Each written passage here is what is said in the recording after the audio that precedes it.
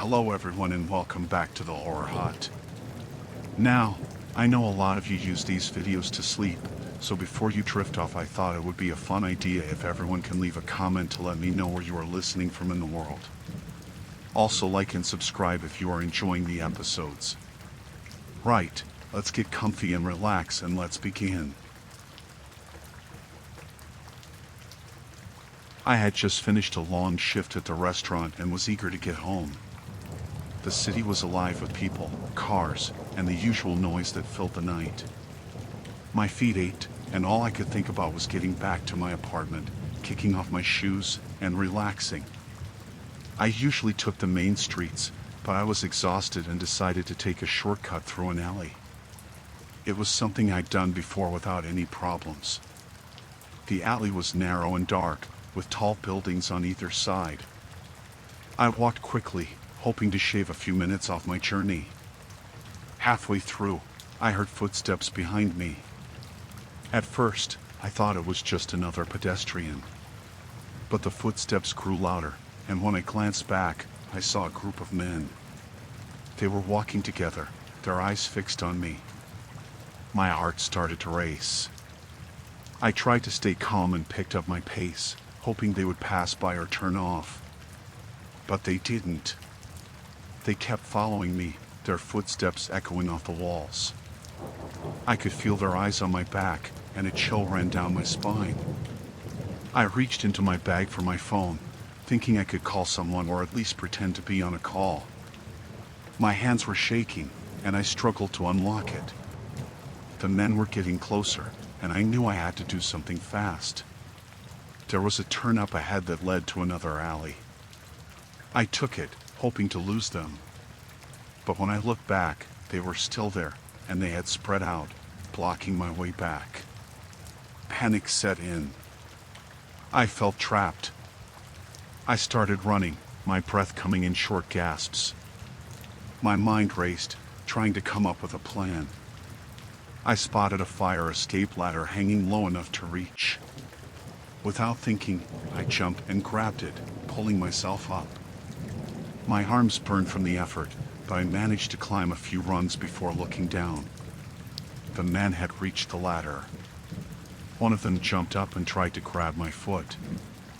I kicked out, my heel connecting with his hand. He cursed and tried again. I climbed higher, my heart pounding in my ears. I reached the first landing and scrambled over the railing. I needed to find a way to keep going up or get inside the building. I tried the nearest window, but it was locked. The men were shouting now, their voices angry and threatening. I ran to the next window and, to my relief, it slid open. I climbed through, tumbling into what looked like an old storage room.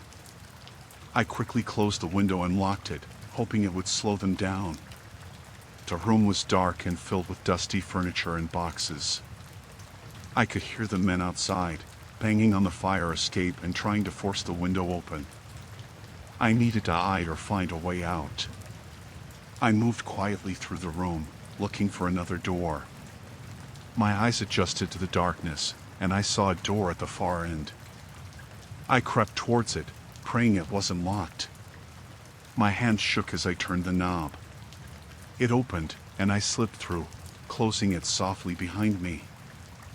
I found myself in a dimly lit hallway. The building seemed deserted, the air stale and musty. I had to find a way out, but I didn't know where I was going.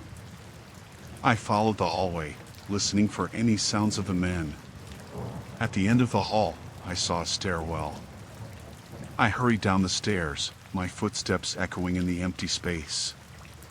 Each step felt like an eternity. I reached the ground floor and pushed open the door, stepping into another dark corridor. There was a faint light ahead, and I moved towards it. It led to an exit door. I pushed it open and found myself in another alley, this one leading back to the main street. Relief washed over me. I could still hear the men shouting in the distance, but they hadn't found me. I ran towards the street, my legs feeling like jelly. The bright lights and noise of the city were a welcome sight. I kept running until I reached a busy intersection. I stopped to catch my breath, blending into the crowd. My heart was still racing, and I couldn't shake the fear that they might find me. But I was safe, for now. I decided to head to a nearby cafe and call a friend to come get me. I didn't want to walk home alone. As I sat in the cafe, sipping a cup of tea, I couldn't stop thinking about what had happened. I had never felt so scared and vulnerable.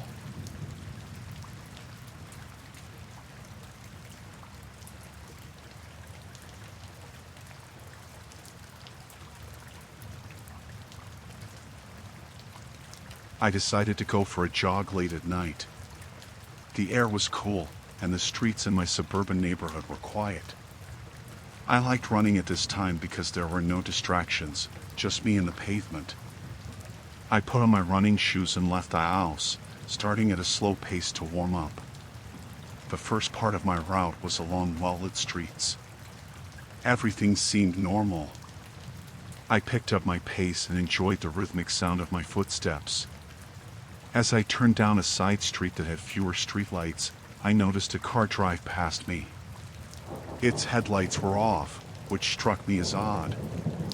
I kept running, trying to shake off the uneasy feeling. The car turned a corner and disappeared. I told myself it was probably just a coincidence. People forget to turn on their headlights sometimes. But a few minutes later, I saw the same car again. This time, it was creeping along behind me, still with its lights off.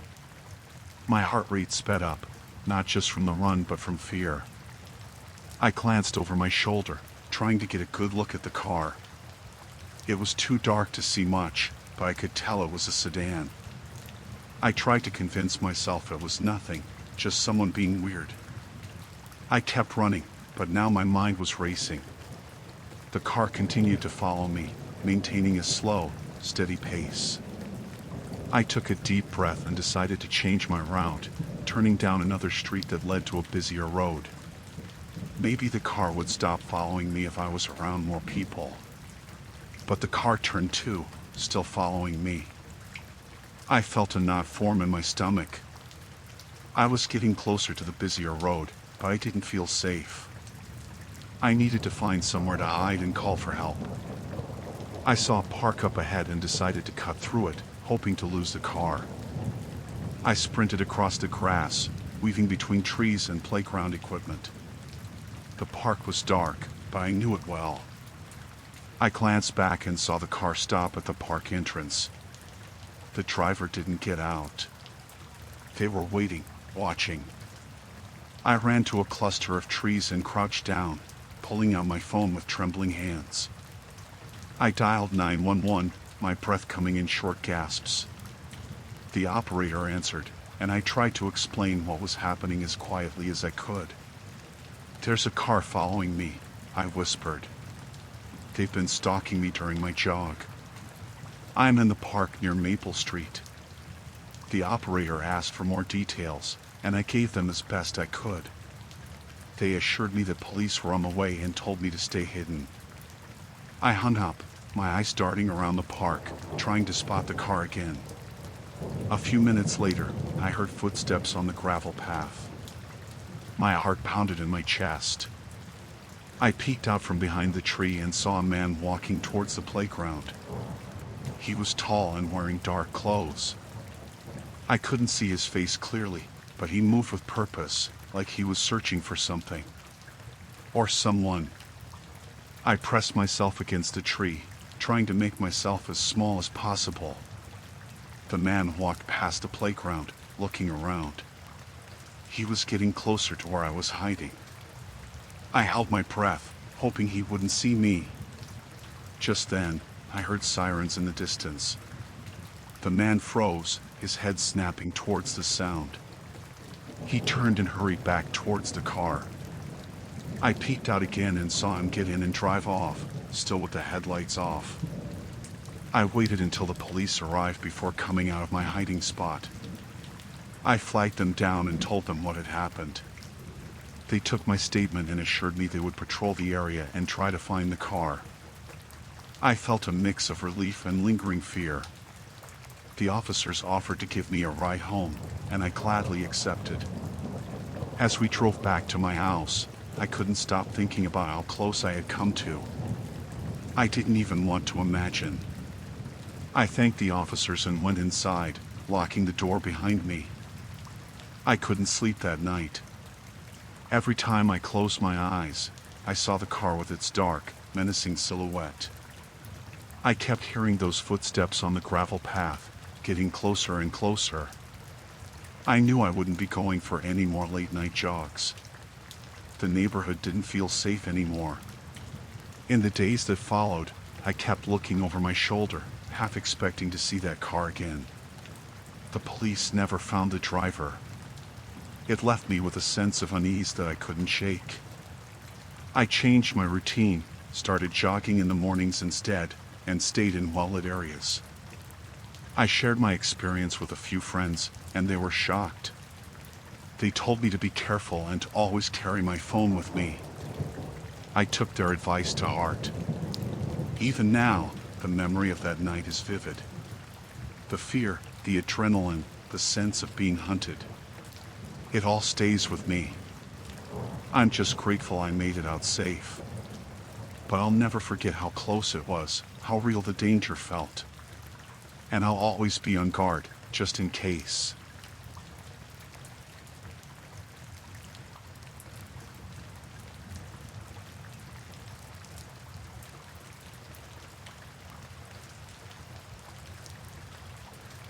I decided to go hiking alone in the national park last weekend. I love the solitude and the chance to connect with nature. I packed my backpack with some essentials and headed out early in the morning. The trail was beautiful, winding through dense forests and opening up to stunning vistas. I was about 3 hours into my hike when I veered off the main trail. I wanted to explore a bit and find a spot to have lunch. As I walked, I noticed the sounds of the forest, birds chirping, leaves rustling. It was peaceful. I found a clearing and sat down to eat. The sun was high in the sky, and everything seemed perfect. After I finished my lunch, I decided to keep exploring. I hadn't seen anyone else for a while, which was strange for a weekend, but I didn't think much of it. As I walked, I heard a distant noise. It sounded like voices, but I couldn't make out what they were saying. I kept going, curious. The voices got louder, and I realized they were coming from a group of men. I could see them through the trees, gathered around something. I hid behind a large tree and watched them. They had guns and were talking in hushed tones. My heart started pounding when I saw what they were doing. They had caught a deer in a trap and were preparing to butcher it. I realized they were poachers. I knew I had to get out of there, but as I started to back away, I stepped on a twig. The snap was loud in the silence of the forest. One of the men looked up and saw me. He shouted to the others, and they all turned in my direction. Panic surged through me. I turned and ran as fast as I could, crashing through the underbrush. I could hear them shouting behind me, their footsteps pounding on the ground. My heart was racing, and my breath came in gasps. I didn't know the area well, but I tried to follow the sun, hoping it would lead me back to the main trail. I could hear the men getting closer. I stumbled over roots and rocks, desperate to put some distance between us. I spotted a small ravine up ahead and decided to take a chance. I slid down the slope, hoping the dense vegetation would hide me. I crouched down, trying to make myself as small as possible. My chest was heaving, and I tried to quiet my breathing. The men reached the top of the ravine. They were talking loudly, frustrated that they had lost sight of me. I could hear them arguing about which direction to go. One of them suggested splitting up, and I felt a cold dread settle in my stomach. I waited until they moved away from the edge before I dared to move. I crawled through the underbrush, trying to be as silent as possible. Every sound seemed magnified in the quiet of the forest. I kept moving, inch by inch, trying to put as much distance between us as I could. I found a small cave and decided to hide there until it was safe to move again. I squeezed into the narrow entrance and sat in the darkness, listening for any signs of the poachers. Time seemed to stretch on forever. After what felt like hours, I heard footsteps again. They were close, and my heart leapt into my throat. I could hear the men talking, their voices low. They were frustrated, arguing about where I could have gone. One of them mentioned that they couldn't afford to leave any witnesses. I felt a surge of terror. I knew I had to stay hidden. The footsteps moved past the cave, and I held my breath, praying they wouldn't find me. Eventually, the voices faded into the distance. I stayed in the cave for a long time, afraid to move. When I finally emerged, the sun was beginning to set. I knew I had to find my way back before it got dark. I moved cautiously, listening for any signs of the poachers. The forest was eerily quiet. I finally found the main trail and started running. My legs were shaky, and I was exhausted, but I didn't stop. I just wanted to get back to safety. I reached the trailhead just as the last light was fading. There were other hikers there, and I felt a wave of relief. I told one of them what had happened, and they called the park rangers. The rangers took my statement and promised to investigate. I was shaken, but I was safe. The rangers escorted me back to my car, and I drove home in a daze. I couldn't stop thinking about how close I had come to being caught. The memory of those men and their angry voices haunted me. I knew I would never forget that day. From now on, I would be much more cautious when hiking alone.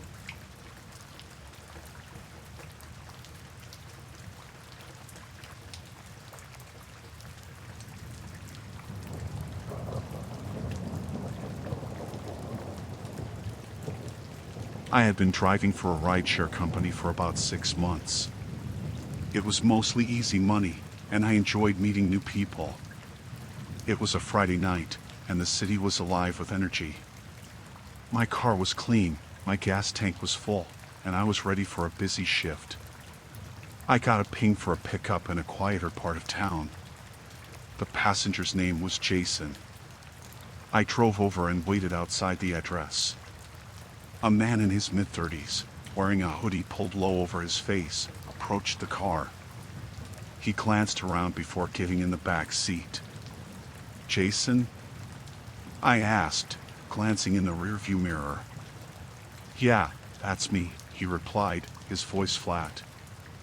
"Let's go." Something about him felt off, but I brushed it aside. It was late, and people were often weird at night. I started driving, following the directions on my phone. The silence in the car was heavy, and I could feel his eyes on me. "Can you take the next left instead?" he suddenly asked, breaking the silence. I hesitated but then nodded. "Sure." I turned left, and we were now on a much darker, less populated street. My unease grew. He was fidgeting in the back seat, and I caught a glimpse of something shiny in his hand. My heart started racing. "Everything okay back there?" I asked, trying to keep my voice steady. "Just keep driving," he said, his tone hardening. I knew something was very wrong.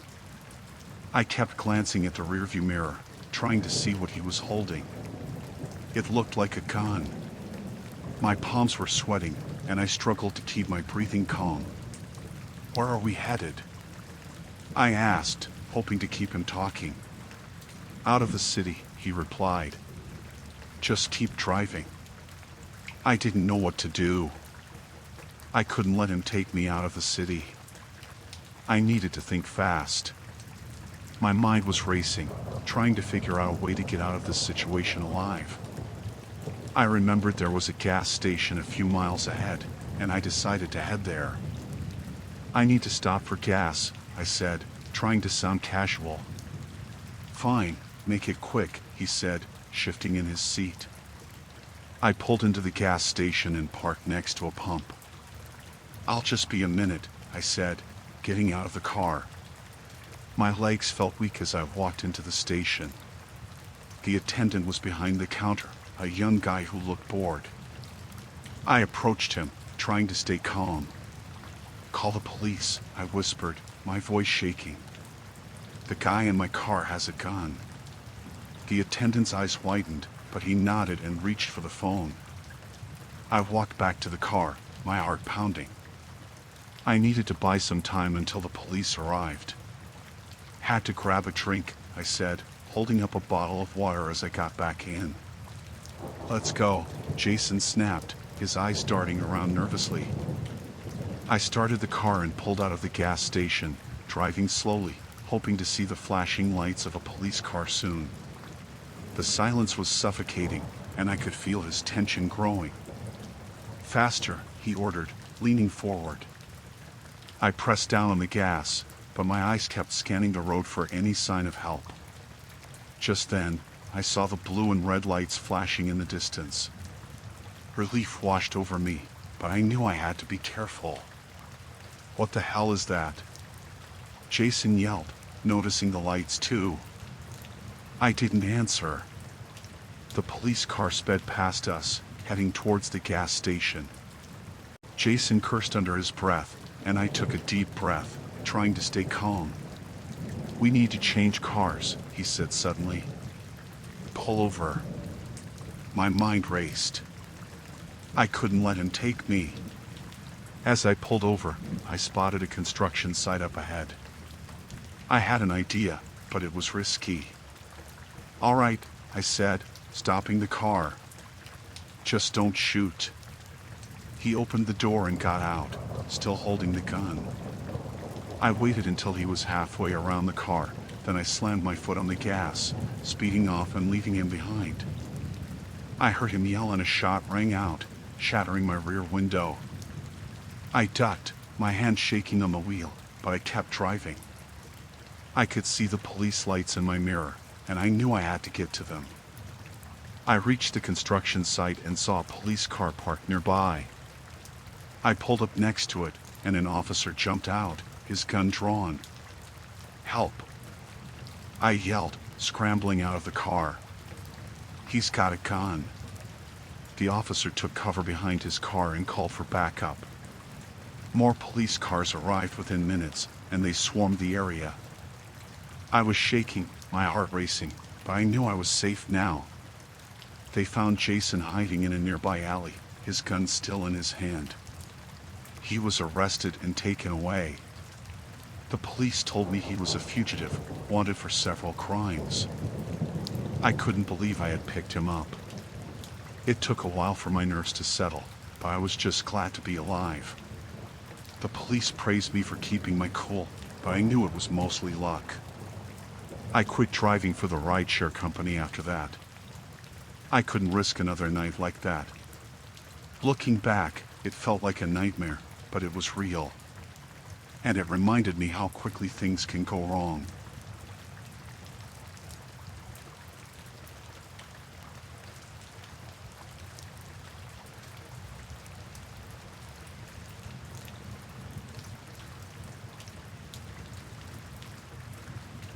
I had been looking forward to this fishing trip for months.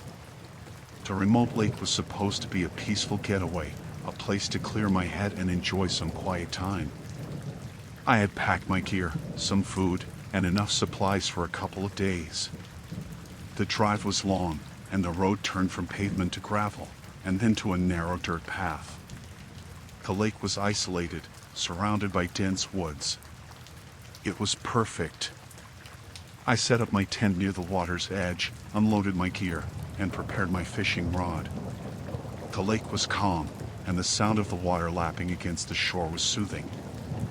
I spent the first few hours just casting my line, enjoying the solitude.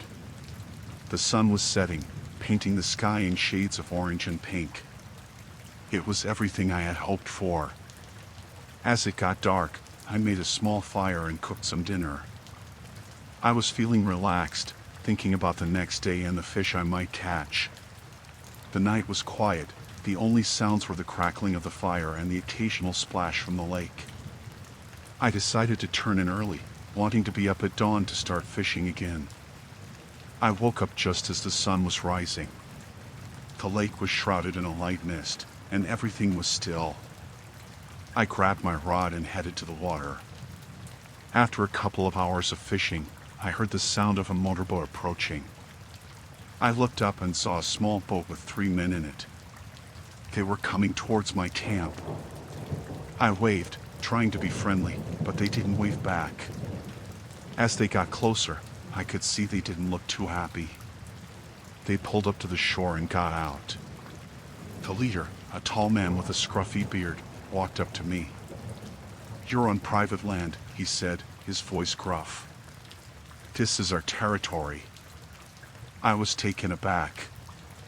I didn't know. I thought this was public land. "I'll pack up and leave." The man shook his head. "It's too late for that. We don't like strangers around here." The other 2 men, equally rough-looking, flanked him. I felt a knot of fear tighten in my stomach. "Look, I don't want any trouble. I'll leave right now." The leader took a step closer, his eyes cold. "We don't take kindly to trespassers. You think you can just come here and do whatever you want?" One of the other men grabbed my fishing rod and snapped it in half. "Hey!" I shouted, but he just laughed. The situation was escalating quickly, and I knew I had to stay calm. "I'm sorry," I said, trying to defuse the tension. "I'll leave. Just let me pack up my stuff." The leader nodded slowly. "You better be gone by the time we come back. And don't leave anything behind." They got back in their boat and left. I started packing up as quickly as I could, my hands shaking.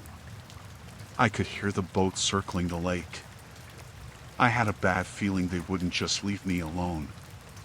I was almost unpacking when I heard the boat approaching again. I looked up and saw the 3 men coming back, this time with a couple of hunting rifles. My heart pounded in my chest. I grabbed my bag and started walking towards my car. "Leaving so soon?" the leader called out, a mocking tone in his voice. They were blocking the path to my car. "I'm going," I said, trying to keep my voice steady. "I don't want any trouble." One of the men raised his rifle and aimed it at me. "You ain't going anywhere until we say so." Panic surged through me. "Please, I just want to leave." The leader smirked. "Start walking. Into the woods. Now." I had no choice. I turned and started walking into the dense forest, my mind racing. I could hear them following me, their footsteps heavy and deliberate. I had to find a way out of this. We walked for what felt like hours. The woods were thick, and it was hard to see more than a few feet ahead. Suddenly, they stopped. "Get on your knees," the leader ordered. I hesitated, and one of the men shoved me hard, forcing me down. My knees hit the ground painfully. "You think you can come here and fish in our lake?" the leader said, his voice filled with anger. "You think you can just leave without paying for it?" I was trembling, my mind searching for a way out. "Please, just let me go." "I won't tell anyone." The leader laughed. "Oh, you're not going to tell anyone anything." At that moment, I saw a glimmer of hope. There was a dense thicket to my right. If I could just get up and run. Without thinking, I bolted to my feet and dashed into the thicket. Branches scratched at my face and arms, but I didn't stop. I could hear them shouting behind me, the sound of gunshots echoing through the trees. I kept running, adrenaline fueling my escape. I stumbled upon a narrow trail and followed it, hoping it would lead me to safety. The sounds of pursuit grew fainter, but I didn't dare slow down. Finally, I burst out of the woods and onto a dirt road. I looked around, desperate for any sign of help. In the distance, I saw a small cabin with smoke coming from the chimney. I ran towards it, my lungs burning. I pounded on the door, praying someone was home. An elderly man opened it, his eyes widening in surprise. "Please help me," I gasped. "There are men with guns chasing me." He quickly ushered me inside and locked the door. "Sit down, son," he said, grabbing a shotgun from the wall. "I'll take care of this." I collapsed onto a chair, my body shaking with fear and exhaustion. The man stepped outside, and I heard him shouting at the men. There was a tense silence, followed by the sound of the boat engine starting up and moving away. The old man came back inside, his face stern. "You're safe now," he said. "They won't bother you again." I nodded, too shaken to speak. He offered me a glass of water and let me rest. After a while, I thanked him and headed back to my car, still parked by the lake.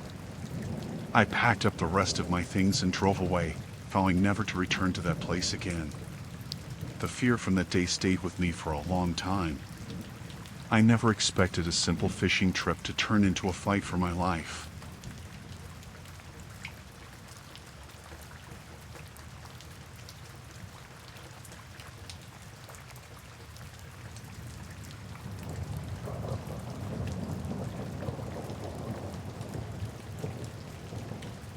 I was excited to babysit at the mansion.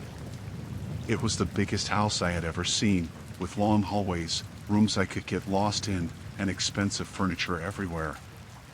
The pay was great, and the kids, Emily and Jake, were sweet. The parents, Mr. and Mrs. Thompson, seemed nice enough too. They gave me a quick tour, explained the house rules, and left for their event. The night started off easy. The kids played in the huge living room while I made them dinner. We watched a movie, and I got them to bed without any trouble. By 9 p.m., I was alone in the large, quiet house. I settled on the couch with a book and a cup of tea, enjoying the peacefulness. Around 10 p.m., I heard a noise. It sounded like a door closing softly. I put my book down and listened. The house was quiet again. I shook it off, thinking it was just the old house settling. But then I heard it again, closer this time. I got up and checked on the kids. They were fast asleep. I decided to look around. As I walked through the house, I noticed a light on in Mr. Thompson's office. I was sure it had been off earlier. My heart started to race. I pushed the door open slowly and saw that the room was empty, but the light was definitely on. I turned it off and backed out of the room, feeling uneasy. I went back to the living room, but I couldn't relax. I kept hearing faint noises, like footsteps, but every time I checked, there was nothing there. Then, I heard a door creak open, and this time it wasn't subtle. It was coming from the basement. I took a deep breath and decided to investigate. I found the basement door slightly ajar. The basement was dark, and the light switch didn't seem to work. I grabbed a flashlight from the kitchen and headed down the stairs. The beam of light cut through the darkness, revealing shelves of storage boxes and old furniture. I scanned the room and saw nothing unusual until I reached the back corner. There, I found a door slightly open. I pushed it wider with a trembling hand. Inside the small room, I found a desk covered in papers and files. There was a safe, its door slightly open. I glanced through the papers and realized they were financial documents, names, and numbers that didn't make much sense to me. But one word stood out: laundering. My stomach dropped. The Thompsons were involved in something illegal. I heard a noise upstairs and quickly turned off the flashlight. Footsteps echoed through the house. I stayed still, listening. It sounded like multiple people moving around. Panic set in. I had to get back to the kids. I slowly made my way up the stairs, every creak of the wood making me wince. When I reached the top, I saw shadows moving in the hallway. I ducked back, heart pounding. I needed to get to the kids without being seen. I crept along the walls, staying in the shadows, and made it to the kids' room. I woke them quietly, telling them we needed to hide. Emily and Jake were scared but did as I said. We hid in their closet, surrounded by toys and clothes.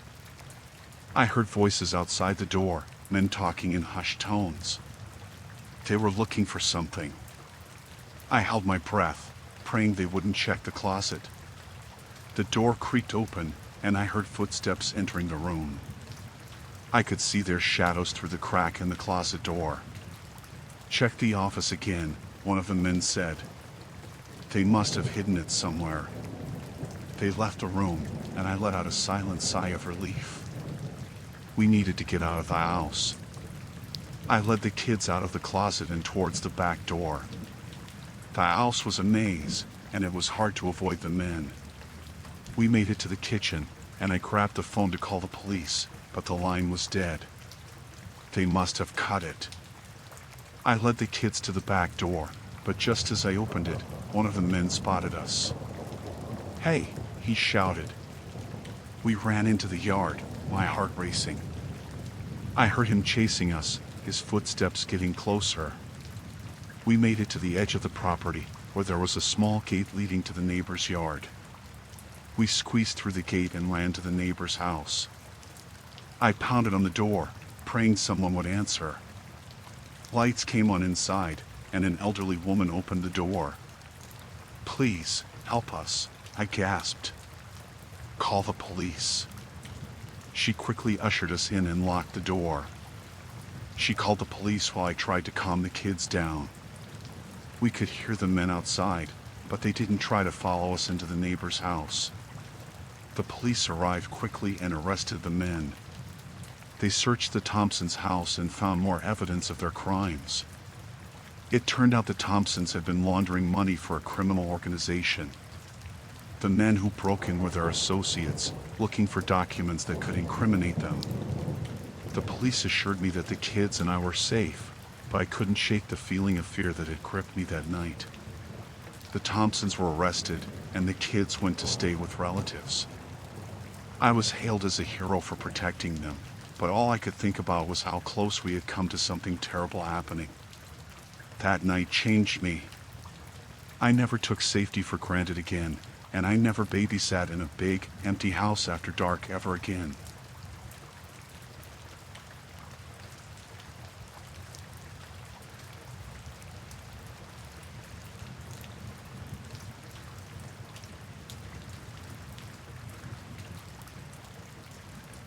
I decided to take a solo camping trip in the national forest. I needed a break from everything, and the idea of being out in nature, away from people, sounded perfect. I packed my gear, drove out to a remote spot, and hiked a few miles into the forest to set up camp. It was peaceful. The only sounds were birds and the rustling of leaves. I set up my tent by a small stream and started a fire. As the sun set, I cooked dinner and enjoyed the quiet. The stars came out, and I felt at ease. I went to bed early, tired from the hike. Around midnight, I woke up to the sound of footsteps outside my tent. My heart raced. I stayed still, listening. The footsteps were slow and deliberate, circling my campsite. I grabbed my flashlight and unzipped the tent. Shining the light outside, I saw nothing. I listened for a moment longer, then convinced myself it was just an animal. I zipped the tent back up and lay down, trying to calm my nerves. Sleep didn't come easily, but eventually, I drifted off. In the morning, I found footprints around my campsite. They were definitely human. My stomach churned. Someone had been here, watching me. I decided to stay another night, but to be more cautious. I spent the day hiking and exploring, but I couldn't shake the uneasy feeling. That evening, as I was sitting by the fire, I heard voices in the distance. They were getting closer. I put out the fire quickly and hid behind a tree, watching. Two men emerged from the darkness, armed with rifles. They looked rough, like they had been out here a long time. They started poking around my campsite, talking to each other in low voices. I couldn't make out what they were saying, but they didn't seem happy. One of them kicked my tent and shouted, "We know you're out here. Come out now, and we won't hurt you." I stayed hidden, my heart pounding. They were looking for me. The other man started searching the bushes, getting closer to my hiding spot. I knew I had to move, but every step I took made a noise. Suddenly, the man shone his flashlight in my direction. "There he is," he yelled. I bolted, running through the trees as fast as I could. The men shouted and started after me. I could hear their footsteps and the snap of branches as they closed in. I tripped over a root and fell hard, scraping my hands and knees. I scrambled up and kept running, adrenaline pumping. I found a thick cluster of bushes and dived into them, trying to catch my breath. I heard the men pass by, cursing and calling out to each other. I stayed still, afraid to move. After what felt like hours, their voices faded. I knew I couldn't go back to my campsite. I had to get out of the forest. I waited until dawn, then started making my way back to the trailhead, keeping off the main paths. Every sound made me jump. I felt like they were still out there, watching. I was exhausted and hungry, but I couldn't stop. I needed to get to safety. Around midday, I finally reached the trailhead. My car was still there, a welcome sight. I got in and locked the doors, my hands shaking. I drove straight to the nearest town and found a police station. I told them what had happened. They took my report seriously and sent officers to search the area. I never found out who those men were or why they were so aggressive. The police said they might have been illegal hunters or survivalists who thought I was a threat. I was just glad to be safe.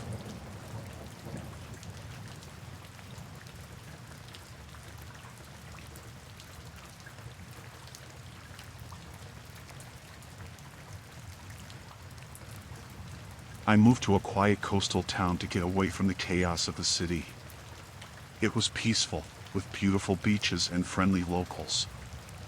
I found a small house to rent and settled into a routine of morning walks along the shore and evening visits to the local cafe.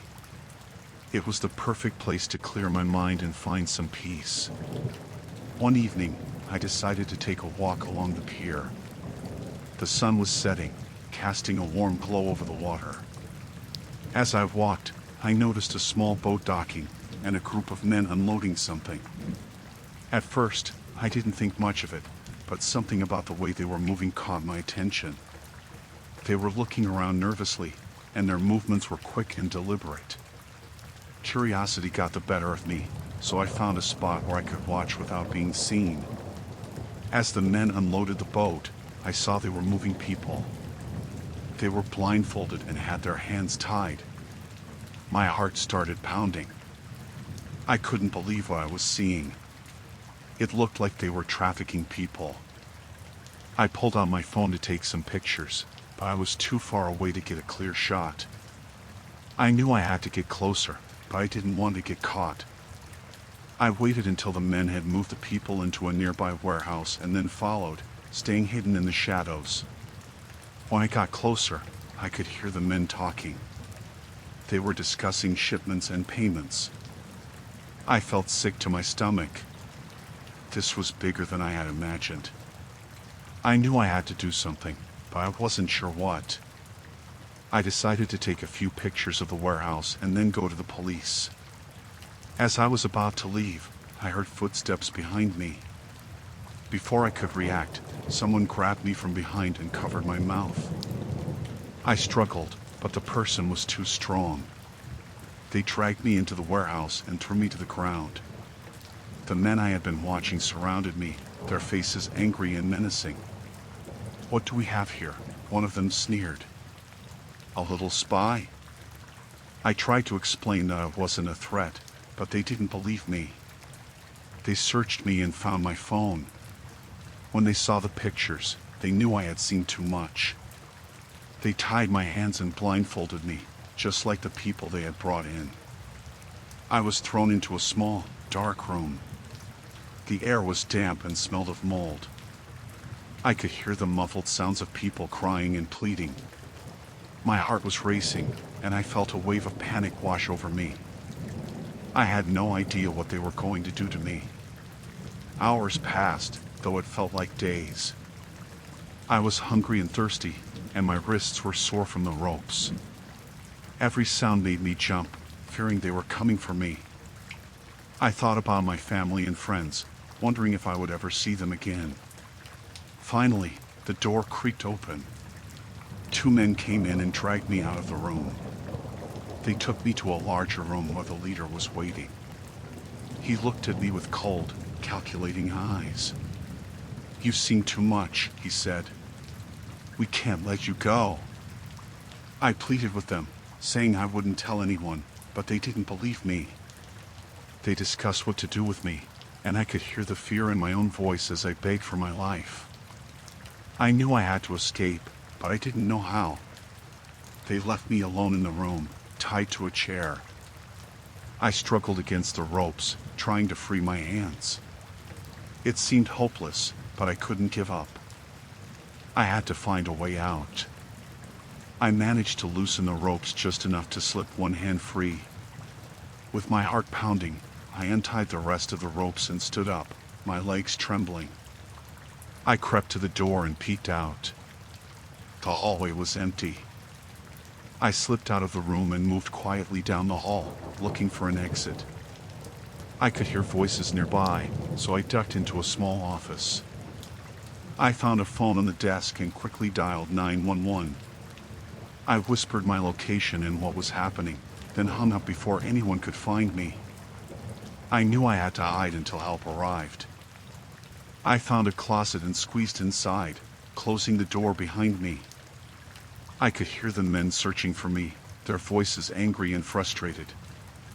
I held my breath, praying they wouldn't find me. Minutes felt like hours as I waited in the darkness. Finally, I heard sirens in the distance. The men panicked and started running. I stayed hidden until I heard the police shouting commands. I burst out of the closet, shouting for help. The police found me and took me to safety. They raided the warehouse and arrested the men. The people they had captured were freed, and I was taken to the hospital to be checked out. I was shaken but relieved to be alive. It took me a long time to recover from that night. The images and sounds haunt me even to this day.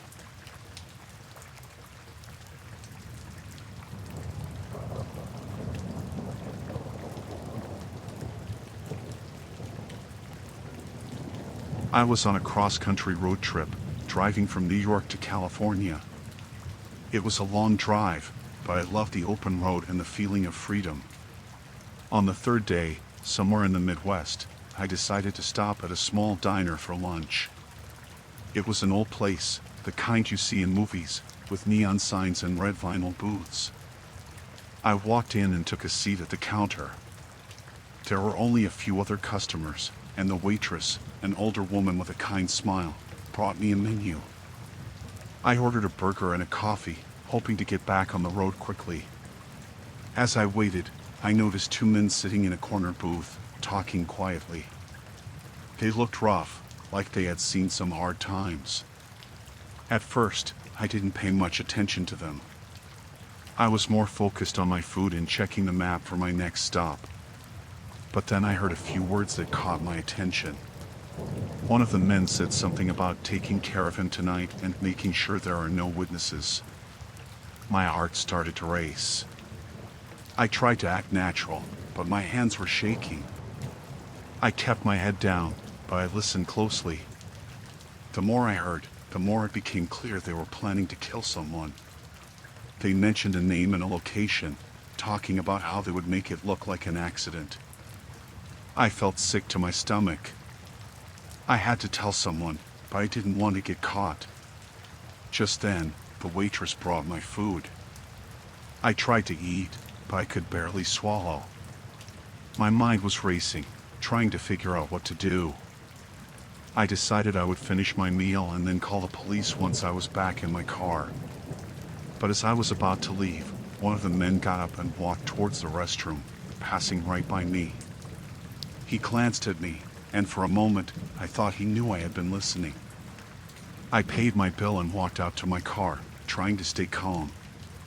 I got in and locked the doors, my hands still shaking. I started the car and pulled out my phone to call the police. But before I could dial, I saw the other man standing by the diner's entrance, watching me. My heart skipped a beat. I had to get out of there. I pulled out of the parking lot and drove down the road, my eyes constantly checking the rearview mirror. Sure enough, a few minutes later, I saw their car behind me. They were following me. Panic set in, and I knew I had to lose them. I took a series of random turns, trying to shake them off. But they stayed right behind me, matching my every move. I was driving down a deserted country road, no other cars in sight. I needed to find a way to escape. I saw a sign for a rest stop up ahead and decided to take a chance. I pulled in and drove around to the back, hoping they wouldn't see me. I parked behind a large truck and turned off the engine. I held my breath, listening for their car. I heard it drive past, but then it stopped. My heart was pounding so hard I thought it might burst. I peeked out and saw their car slowly driving through the rest stop, looking for me. I ducked down and waited. Minutes passed like hours. Finally, their car drove away. I waited a little longer to make sure they were gone before starting my car again. I needed to find a safe place to call the police. I drove back to the main road and headed for the next town. It was a small place with only a few buildings. I found a gas station and pulled in, going straight to the payphone. My hands were still shaking as I dialed 911. I told the operator everything I had heard and where I was. They said they would send someone right away and told me to stay put. I hung up and waited, my eyes scanning the road for any sign of the men. About 15 minutes later, a police car pulled in. I ran over and told the officer what had happened. He took my statement and promised they would look into it. I felt a little safer, but I couldn't shake the feeling that I was still in danger. The officer escorted me to the local police station, where I gave a more detailed statement. They assured me they would investigate and told me to be careful. I thanked them and got back on the road, but the fear stayed with me. For the rest of my trip, I kept looking over my shoulder, worried they might find me again. Every car that pulled up behind me made my heart race. It was a relief when I finally reached California, but I knew I would never forget that terrifying experience. I later heard from the police that they had arrested the two men. They had been planning to kill a local businessman over a debt. Knowing they were off the streets helped me sleep a little better, but the memory of that day is still in my head all the time.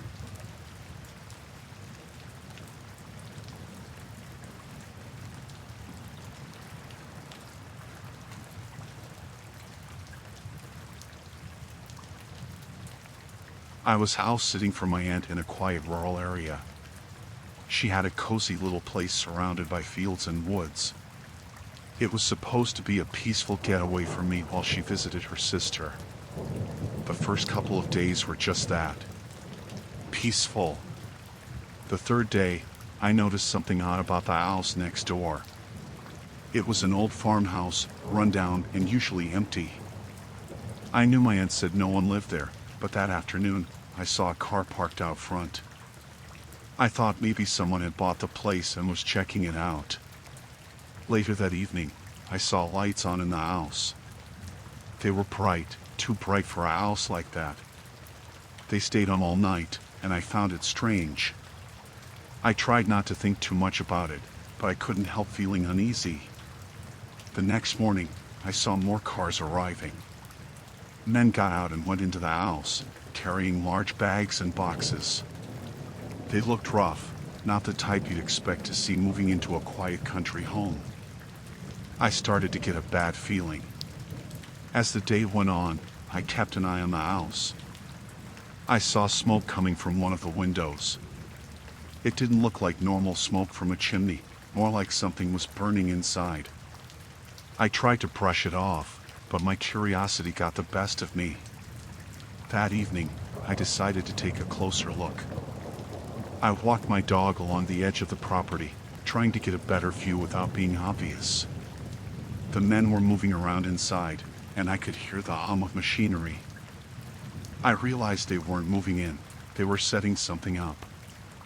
I went back to my aunt's house and locked all the doors and windows.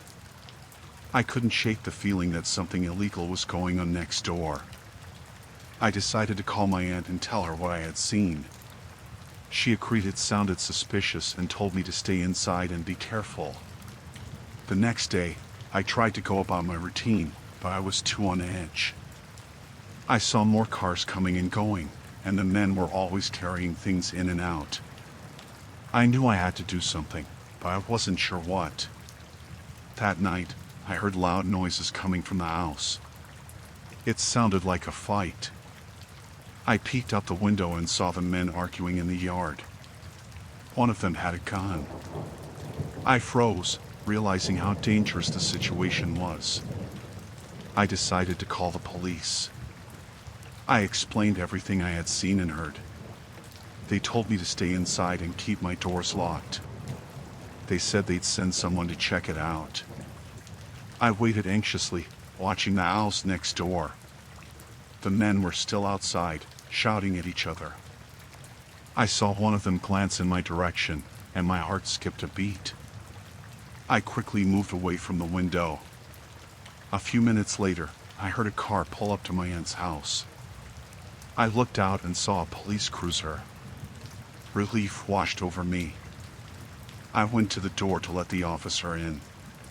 As I opened the door, I heard footsteps behind me. I turned around and saw one of the men from next door standing there. He looked angry. "What did you see?" he demanded, stepping closer. I backed away, trying to stay calm. "I didn't see anything," I lied, but he didn't believe me. The police officer came up the steps and saw what was happening. "Is everything all right here?"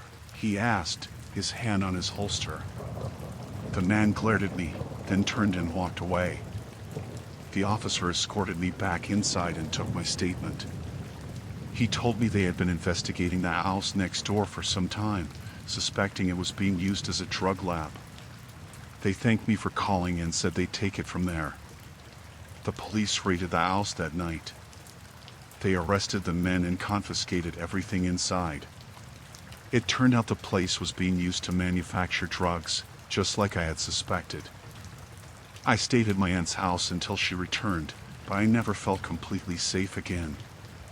I kept the doors locked and didn't go outside unless I had to. I was relieved when my aunt finally came home and I could leave.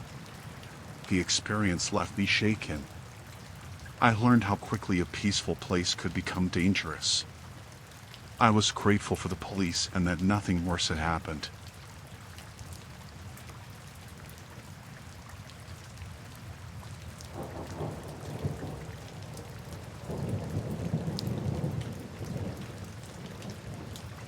I took a job as a security guard at a gated community.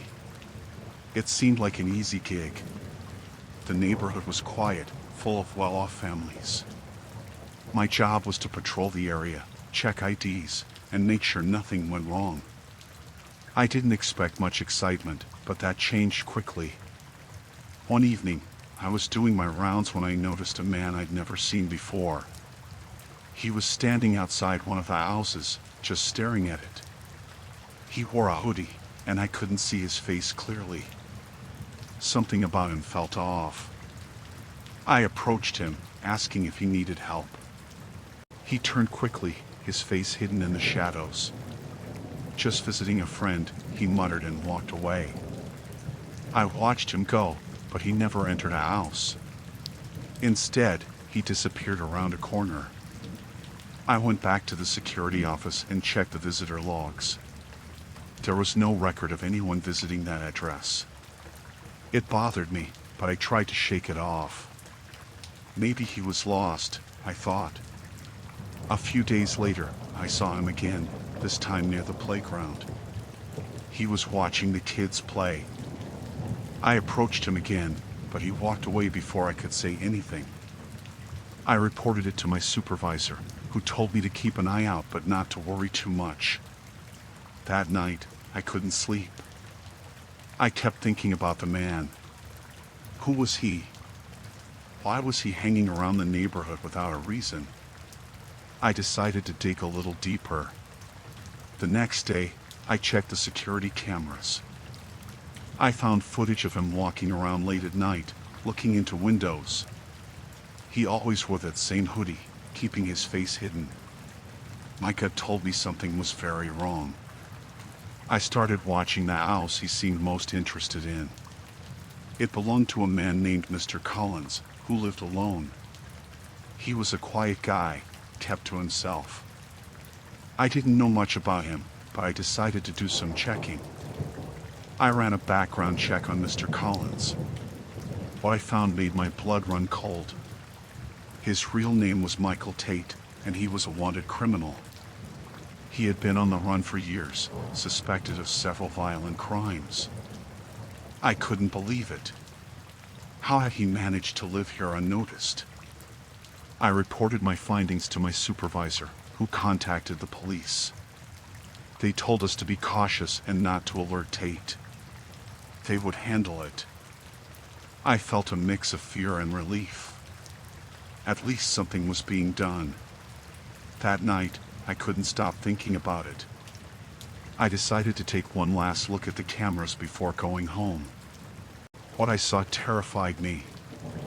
The man in the hoodie was back, but this time he wasn't alone. He had a gun. I called the police immediately, telling them what I saw. They told me to stay put and wait for them. I watched the screen, my heart pounding, as the man and Tate talked. I couldn't hear them, but their body language was tense. Minutes felt like hours. I heard sirens in the distance, getting closer. The man in the hoodie must have heard them too because he turned and ran. Tate stood there for a moment before heading back inside. The police arrived and surrounded the house. They moved in quickly, arresting Tate without much trouble. They never caught the man in the hoodie. He had vanished into the night. The aftermath was a blur. The police questioned me for hours, going over every detail. They told me Tate had been living under a false identity for years, right under everyone's noses. The man in the hoodie was likely an accomplice or someone with a grudge. I couldn't go back to work for a while. The fear and anxiety were too much. When I did return, the neighborhood felt different. The residents were on edge, always looking over their shoulders. I kept doing my job, but I was always alert, always watching. Months passed, and things slowly returned to normal. But I never forgot that night. It changed me. I realized how quickly safety could be shattered, how evil could hide in plain sight. I became more cautious, more aware of the world around me. I still work as a security guard, but I'm always on the lookout. I know the dangers that can lurk behind friendly faces and quiet streets.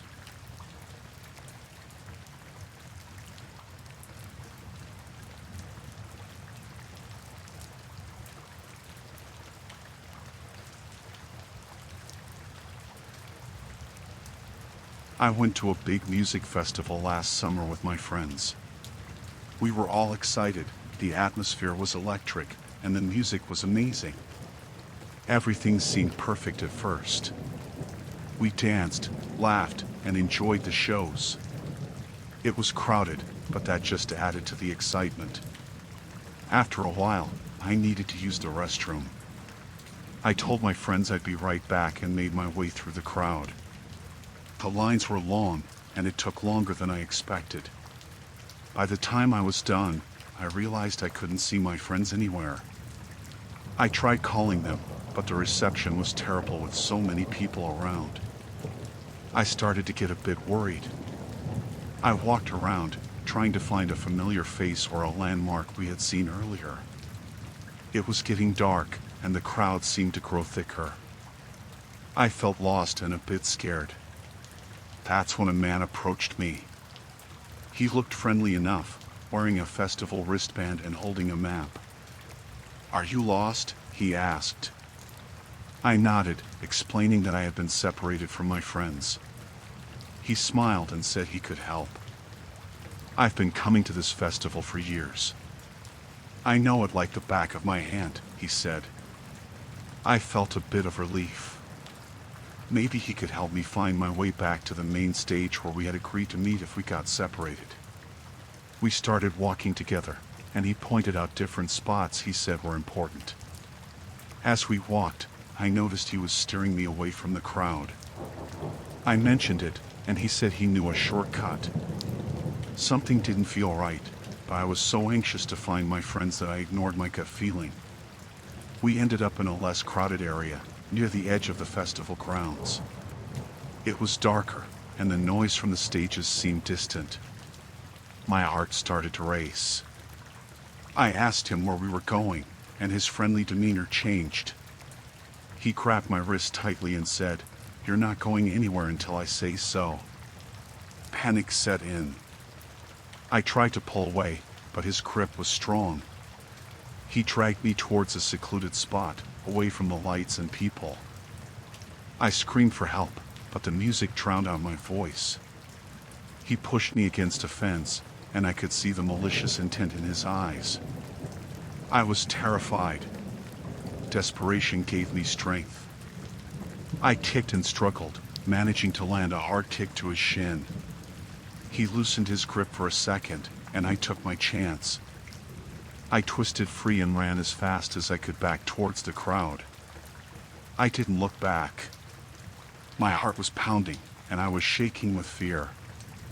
I ran into a group of people and screamed for help. They could see I was in distress and immediately surrounded me. I told them what happened, and they quickly flagged down a security guard.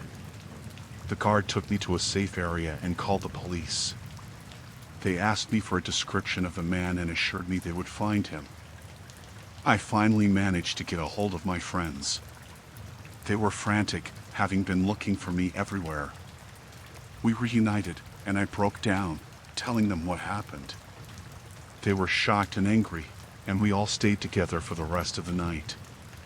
The police never found the man. They said he likely blended back into the crowd and slipped away.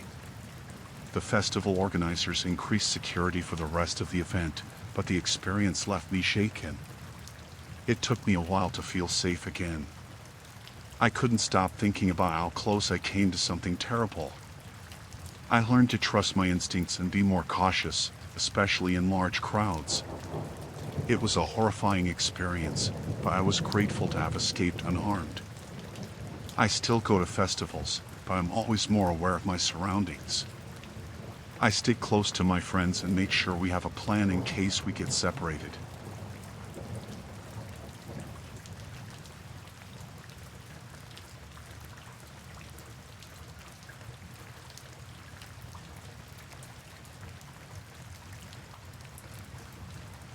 I decided to go mountain biking alone one weekend. I needed the break from work and figured the solitude would do me good. I chose a remote trail I'd read about online, known for its challenging terrain and stunning views. I packed my gear, loaded my bike onto my car, and set off early in the morning. The drive was long and winding, but I finally reached the trailhead. There were no other cars in the parking area, which didn't bother me at first. I unloaded my bike, put on my helmet, and started pedaling up the narrow, rocky path. The trail was tougher than I expected, but I enjoyed the challenge. The fresh air and the sound of birds were calming. I rode for about an hour, stopping occasionally to take in the scenery. It was beautiful and peaceful, everything I hoped for. About midday, I decided to take a break. I found a small clearing off the trail, sat down, and drank some water. As I sat there, I noticed something odd. There was a faint sound, like people talking, coming from deeper in the woods. It struck me as strange since I hadn't seen anyone else all day. Curiosity got the better of me. I decided to quietly check it out. I left my bike and moved cautiously toward the voices. As I got closer, I saw a group of 4 men in a small clearing. They were digging a hole and seemed tense. They didn't see me, so I hid behind a tree and watched. One of the men pulled something out of a large bag. It looked like a bundle wrapped in a tarp.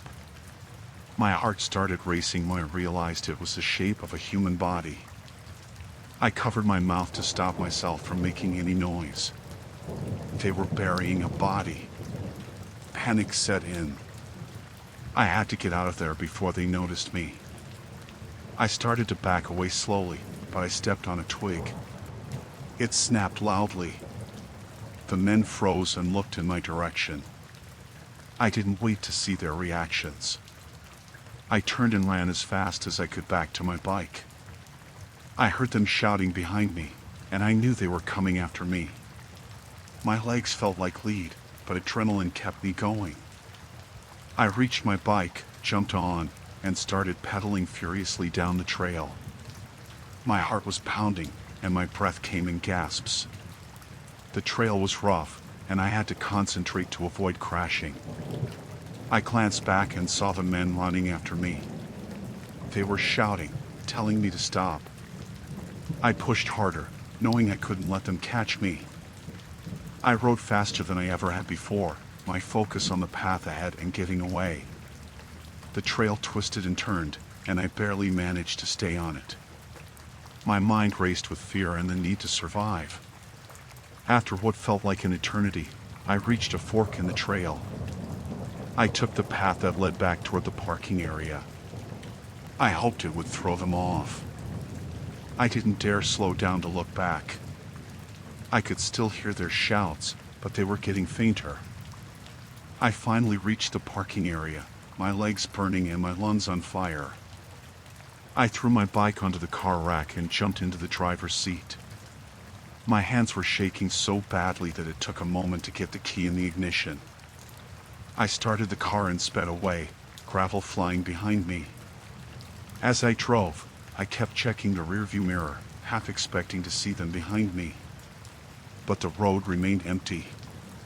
My heart gradually slowed, and I forced myself to focus on the drive. I needed to get to a safe place and call the police. I reached a small town about 20 miles away. I pulled into a gas station and called 911. I told the dispatcher everything, from the voices I heard to the men chasing me. They told me to stay put and wait for the police. The police arrived quickly. I repeated my story to them, and they took it seriously. They sent officers to the trailhead and the clearing where I saw the men. They also told me to stay in town until they had more information.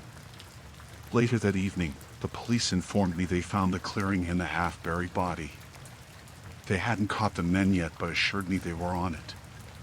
They took my statement again and advised me to stay somewhere safe for the night. I checked into a motel, still shaken by the day's events. Sleep didn't come easily. Every sound made me jump, and my mind kept replaying the moment those men saw me. I kept thinking about what could have happened if they caught me. The police contacted me the next day. They hadn't found the men yet, but they assured me they were looking. They told me to be careful and report anything suspicious. I drove home, grateful to be alive, but haunted by what I'd seen. I don't think I'll ever go mountain biking alone again.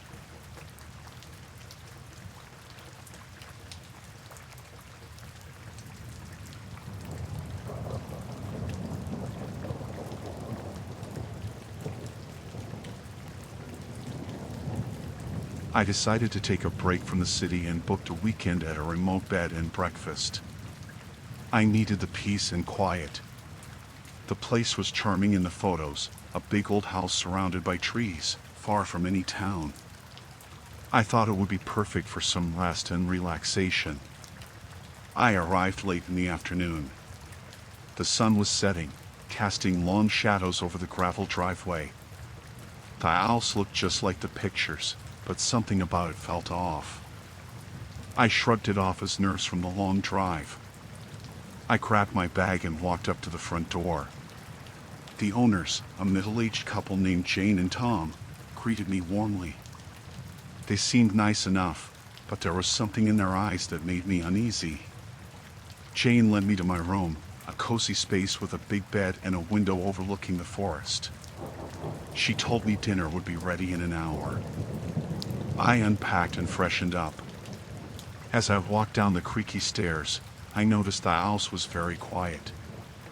I was the only guest, which seemed odd for a weekend. At dinner, Jane and Tom sat with me, asking a lot of questions about my life. Their interest felt intrusive, but I answered politely. After dinner, I wanted to explore the house a bit. I wandered through the dimly lit hallways, looking at old photographs and knickknacks. The air felt heavy, and the silence was almost suffocating. I found a small library and decided to read for a while. As I settled into a chair, I heard whispering. It sounded like Jane and Tom, but I couldn't make out what they were saying. I put the book down and followed the voices. They were coming from the kitchen. I moved closer and peeked through the crack in the door. Jane and Tom were arguing in hushed tones. I couldn't hear much, but I caught phrases like "she doesn't know" and "we need to be careful." My stomach tightened. I backed away quietly and went back to my room. That night, I couldn't sleep. Every creak and groan of the old house made me jump. I kept thinking about the argument I overheard. What didn't I know? What did they need to be careful about? My mind raced with possibilities, each one more terrifying than the last. Around midnight, I heard footsteps outside my door. They stopped, and I held my breath, listening intently. After a moment, the footsteps continued down the hall. I got up and locked the door, my heart pounding. I didn't feel safe here anymore. The next morning, Jane and Tom acted like nothing was wrong. They served breakfast with smiles and asked if I slept well. I lied and said I did. I needed to get out of there, but my car was parked far from the house, and I didn't want to raise their suspicion. After breakfast, I said I wanted to take a walk in the woods. Tom offered to join me, but I insisted on going alone. I grabbed my bag and slipped out the back door, heading for the trees. As soon as I was out of sight, I ran towards my car. I kept looking over my shoulder, expecting to see them following me. I reached my car and fumbled with the keys, my hands shaking. I finally got the door open and jumped in, locking it behind me. I started the engine and sped down the driveway, not looking back. As I drove away, I saw Jane and Tom standing on the porch, watching me with those cold eyes. I didn't stop driving until I reached the nearest town. I parked at a gas station and called the police. I told them everything, but without concrete evidence, there wasn't much they could do. They said they'd look into it, but I knew they wouldn't find anything. The whole experience left me shaken. I never found out what Jane and Tom were hiding, and I didn't want to. I was just grateful to be out of there. I never went back to that bed and breakfast, and I never will. Now, whenever I think about taking a trip to get away from it all, I remember that weekend. The quiet house, the strange owners, and the feeling of being watched.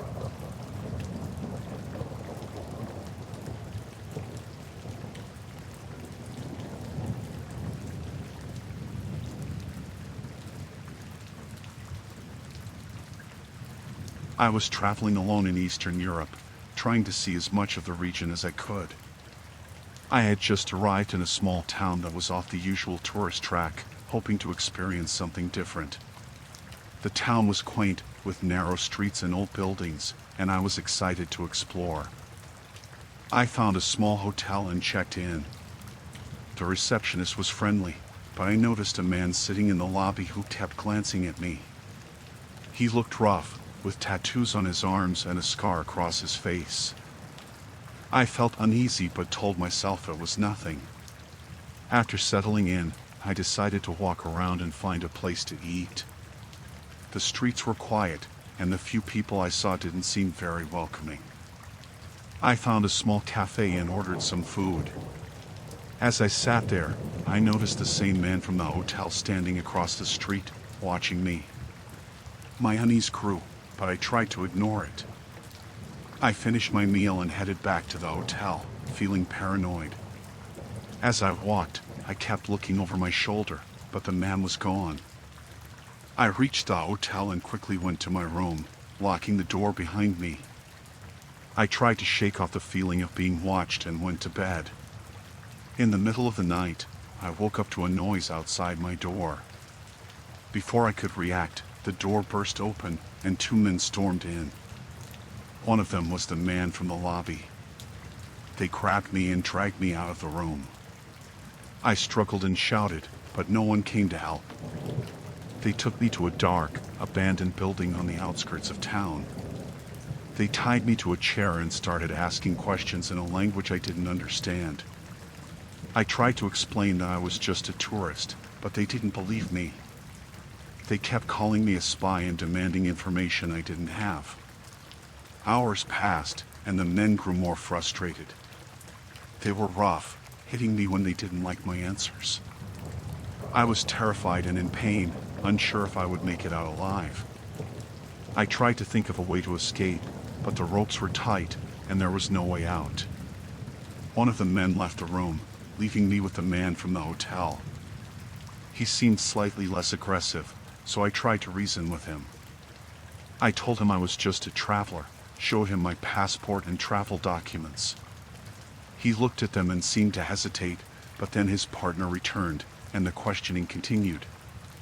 They left me alone for a while, giving me a chance to think. I remembered I had my phone in my pocket, but my hands were tied. I managed to wiggle my fingers and get the phone out, hoping to send a message for help. I fumbled with it, trying to be quiet, and finally sent a text to a friend back home, telling them I was in danger and giving my location. Hours passed, and the men returned. They were angry, saying they didn't believe my story. They seemed to be losing patience. I was scared they would decide to kill me. Then, there was a commotion outside the room. Voices shouted, and I heard footsteps running. Suddenly, the door burst open, and a group of police officers stormed in. They tackled the men and freed me from the chair. I was in shock, barely able to comprehend what was happening. The officers took me to a safe place and started asking me questions. They had been tipped off by my friend and managed to track my location. It turned out the men were part of a local gang involved in various criminal activities. They had mistaken me for a spy because of my foreign appearance and suspicious behavior. The police assured me I was safe now and took me back to the hotel to collect my things. The next day, I left the town and made my way back to a bigger city, where I felt safer. The experience left me shaken and wary of traveling alone. I couldn't believe how quickly a simple trip had turned into a nightmare. I was grateful to be alive and knew I would never forget the terror of that night. Now, I am much more careful when traveling. I always stay in well-known areas and keep my phone close.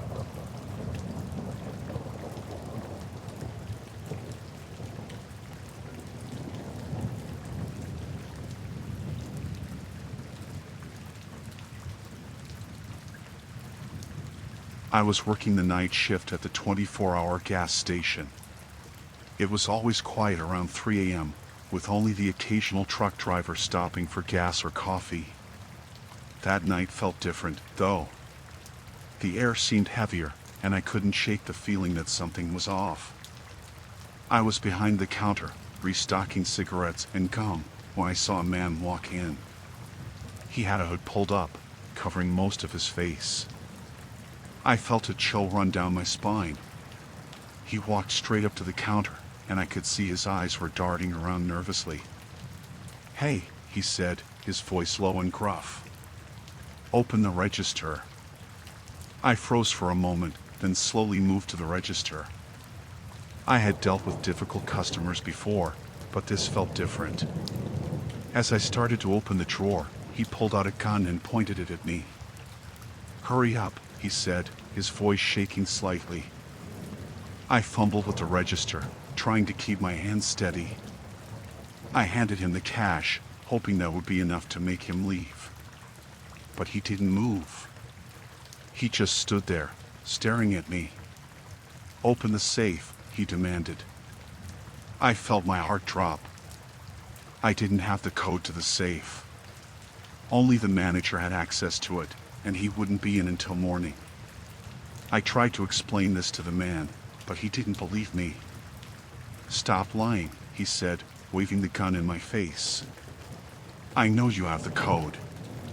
Open it now, or I'll shoot." I started to panic. I could see the desperation in his eyes.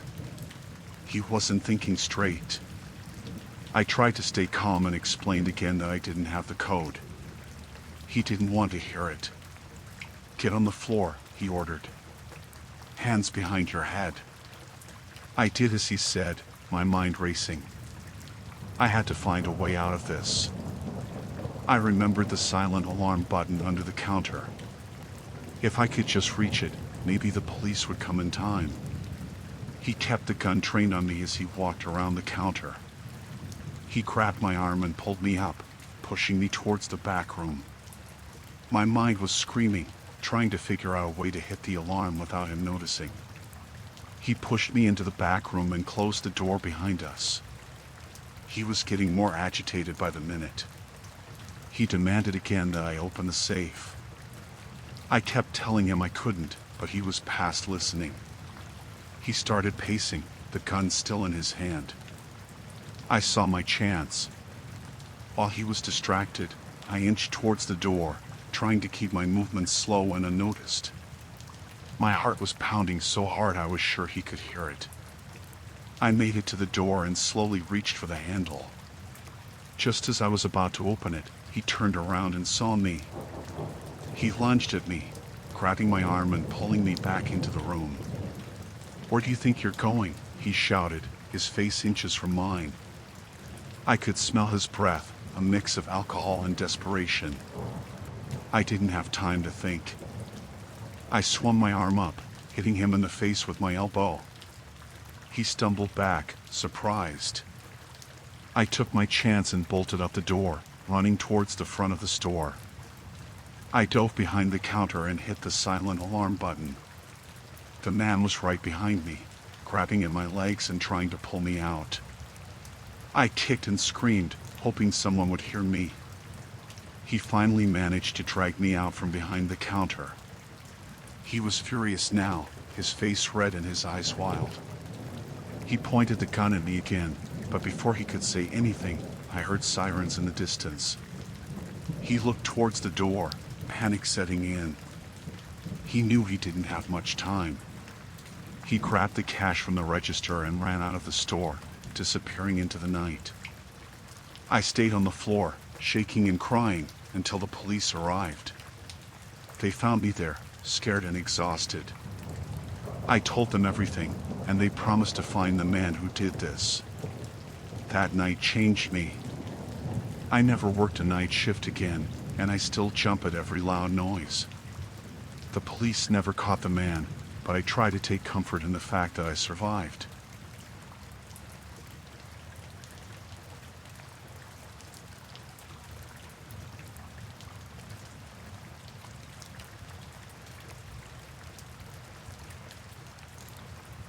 I was volunteering at a disaster relief site after a massive flood had hit our town.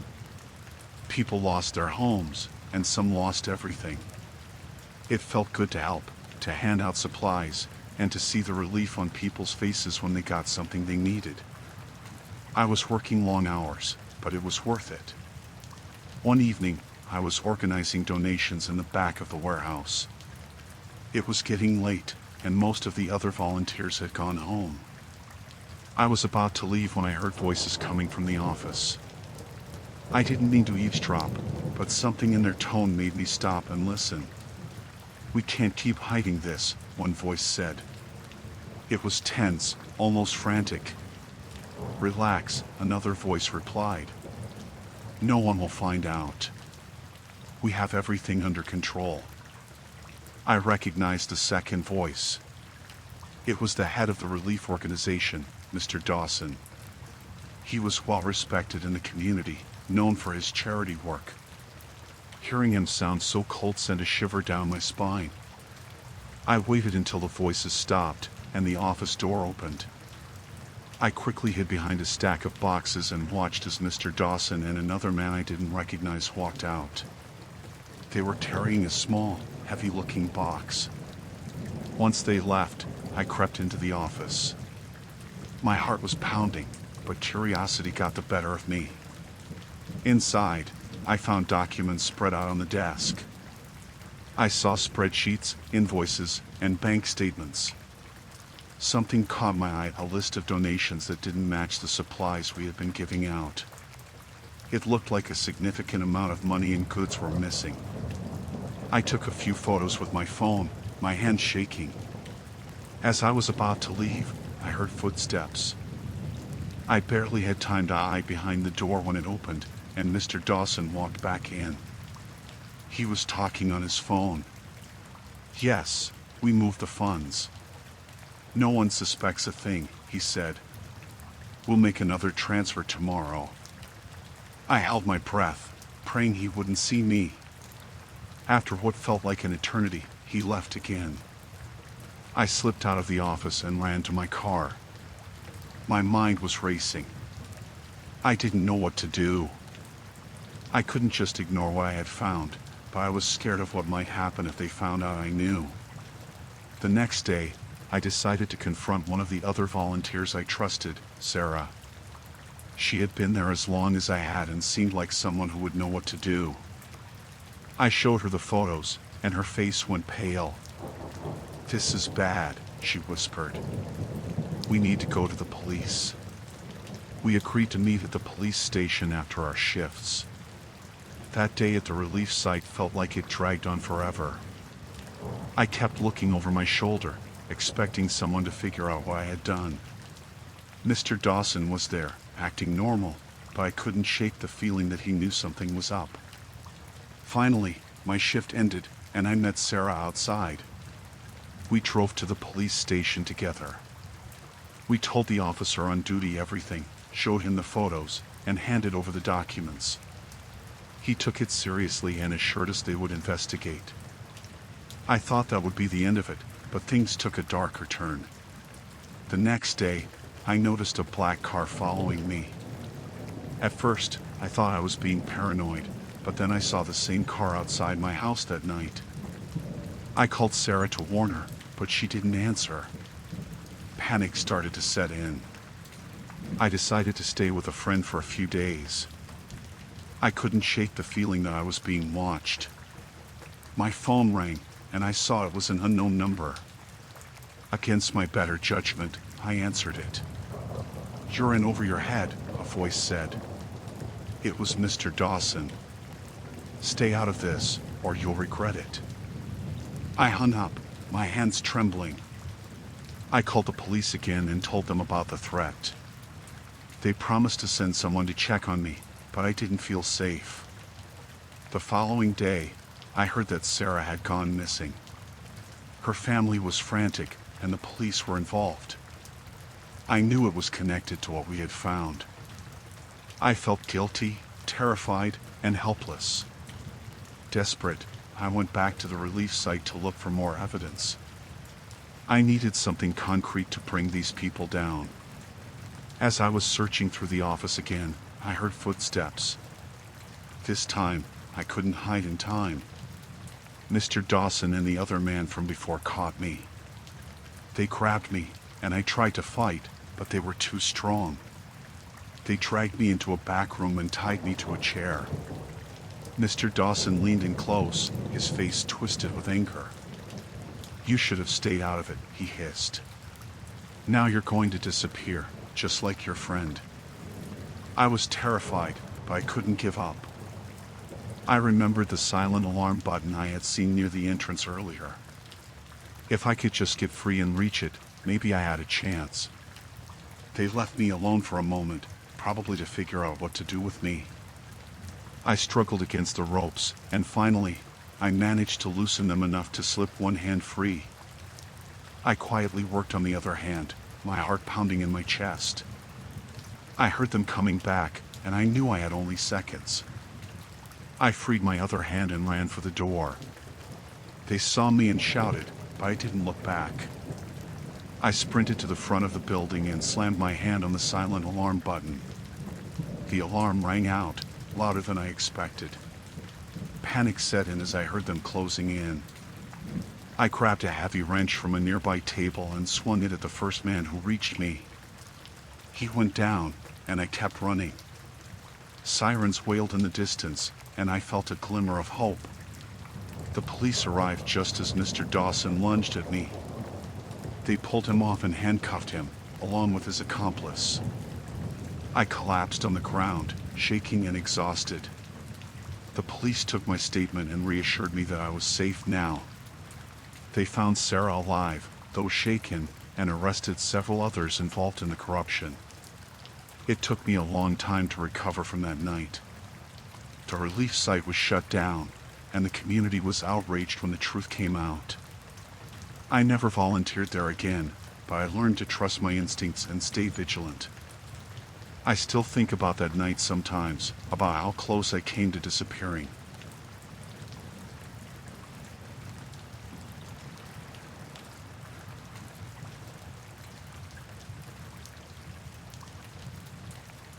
My car broke down late at night on a deserted highway. It was just my luck. I had been driving back from a friend's house, and I was miles away from the nearest town. My phone had no signal, and the darkness around me was oppressive. I felt completely alone. I tried to stay calm and think about what to do next. I was sitting in my car for about an hour when I saw headlights approaching in the distance. A vehicle was coming towards me. As it got closer, I could see it was an RV. It slowed down and stopped next to my car. The driver, a middle-aged man with a friendly smile, rolled down his window. "Car trouble?" he asked. "Yeah," I replied, trying to sound less desperate than I felt. "It just died on me." No signal on my phone either. "Hop in," he said. "I can give you a ride to the next town. There's a mechanic there who can help you." I hesitated for a moment, but then decided I had no other options. I grabbed my bag and got into his RV. The interior was neat and clean, and it looked comfortable. He introduced himself as Bob and asked me where I was headed. I told him about my situation, and he nodded sympathetically. We drove for a while, and Bob made small talk. He seemed nice enough, but something about him felt off. I couldn't quite put my finger on it. After about half an hour, he said he needed to pull over for a bit to check something in the back. I offered to help, but he insisted it was fine. He parked the RV on the side of the road and got out. I watched him disappear into the darkness behind the vehicle. Minutes passed, and he didn't return. I started to feel uneasy. I decided to get out and see what was taking so long. As soon as I stepped out of the RV, I felt a hand grab me from behind. Bob's friendly demeanor was gone, replaced by a cold, predatory look. He shoved me back into the RV and locked the door. "Sit down," he ordered, his voice now menacing. I complied, my heart racing. He walked over to the driver's seat and started the engine. As he drove, I tried to think of a way to escape. The windows were locked, and the door had been reinforced from the inside. I was trapped. We drove for what felt like hours. Eventually, he pulled off the main road and down a narrow, winding path. Trees closed in on both sides, and I knew we were heading into the middle of nowhere. I tried to talk to him, to reason with him, but he ignored me. Finally, we arrived at a small clearing deep in the woods. He turned off the engine and got up, motioning for me to follow him. He led me to a small, dilapidated cabin hidden among the trees. Inside, it was even worse. The place was filled with old, broken furniture and a heavy, musty smell. He locked the door behind us and turned to face me. "You shouldn't have gotten into my RV," he said, his voice low and dangerous. "Now, you're mine." I felt a surge of panic. I had to get out of there. While he was distracted, I grabbed a rusty metal lamp from a nearby table and swung it at him. It hit him on the side of the head, and he stumbled back, dazed. I didn't wait to see if he recovered. I ran for the door, fumbling with the lock. Just as I got it open, he grabbed me from behind. I twisted and kicked, managing to break free. I sprinted into the woods, branches scratching in my face and arms. I could hear him behind me, crashing through the underbrush. I pushed myself to run faster, adrenaline fueling my escape. The forest was dense and dark, and I quickly lost my sense of direction. I just kept running, hoping to find a road or some kind of help. Eventually, I stumbled onto a small dirt road. I could see headlights in the distance, and I waved my arms frantically, praying the driver would see me. The car slowed down and stopped. A couple got out and rushed over to me. "Are you okay?" the woman asked, concern in her eyes. "Help me," I gasped. "There's a man. He's trying to kill me." They ushered me into their car and drove me to the nearest town. We went straight to the police station, where I told them everything. They took my statement and sent officers to search the area. It took a while, but they eventually found Bob's RV and the cabin. He was gone, though, vanished into the night. They assured me they would keep looking, but I knew deep down that he was still out there somewhere. I never found out what happened to him, but the experience changed me.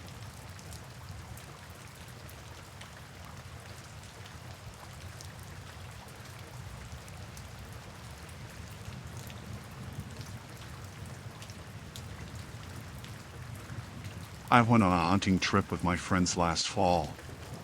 It was supposed to be a fun weekend in the mountains, just a bunch of us guys enjoying the outdoors. We set up camp near a dense forest and planned to spend the next few days hunting deer. The first day went well. We didn't catch anything, but we enjoyed the hike and the scenery. On the second day, I decided to go off on my own. I wanted to explore a bit and maybe find a good spot where the deer might be hiding. I told my friends I'd be back by evening and set off into the forest. I walked for a couple of hours, enjoying the quiet and the fresh air.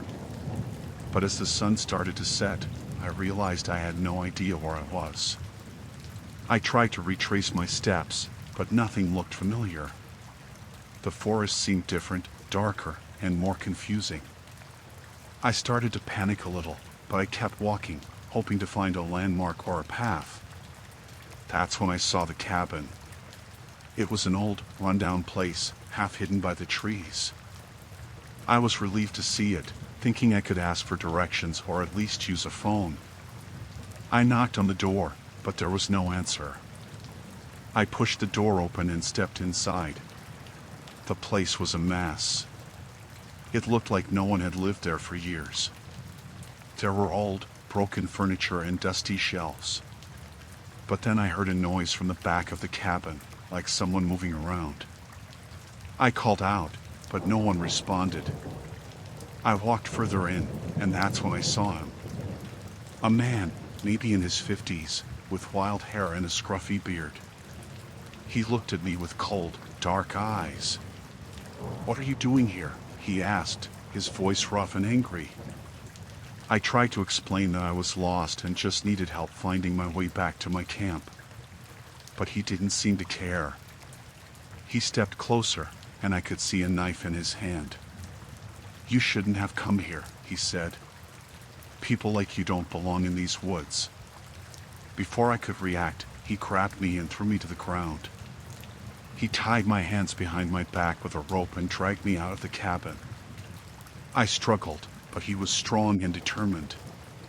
He took me to a small shed behind the cabin and locked me inside. The shed was dark and cold. There was nothing in there but a pile of old blankets and some rusty tools. I tried to free my hands, but the rope was too tight. I shouted for help, but no one could hear me. I was completely alone. Hours passed, and I started to lose hope. The man hadn't come back, and I had no idea how long I would be stuck there. I thought about my friends, wondering if they were looking for me. I felt so helpless and scared. Just when I was starting to give up, I heard footsteps outside the shed. The door creaked open, and the man stepped inside. He had a sinister smile on his face. "Ready to go for a walk?" he asked, yanking me to my feet. He led me out into the forest, keeping a tight grip on the rope. I didn't know where he was taking me, but I knew it wasn't good. We walked for what felt like miles until we reached a clearing. There was a large hole in the ground, like a shallow grave. "Get in," he ordered, pushing me towards the hole. I knew if I got in, I wouldn't be getting out. I had to do something. I mustered all my strength and kicked him as hard as I could. He stumbled back, giving me a chance to run. I bolted into the forest, the rope still tied around my wrists. I ran as fast as I could, branches scratching my face and tearing at my clothes. I could hear him chasing me, shouting and cursing. I didn't look back. I just kept running, hoping to find help or at least a place to hide. Eventually, I saw a light through the trees. I ran towards it and found myself at a road. I flagged down a passing car, and the driver stopped to help me. I told him what had happened, and he called the police. They found the cabin and the man, but he was long gone. They searched the area, but there was no sign of him. My friends were relieved to see me safe, but the experience haunted me. I couldn't stop thinking about what could have happened if I hadn't managed to escape. I never went hunting again after that. The woods, once a place of peace and adventure, had become a place of nightmares for me. I still have nightmares about that man, his cold eyes, and the hole he dug for me. But I'm grateful to be alive and to have made it out of those woods.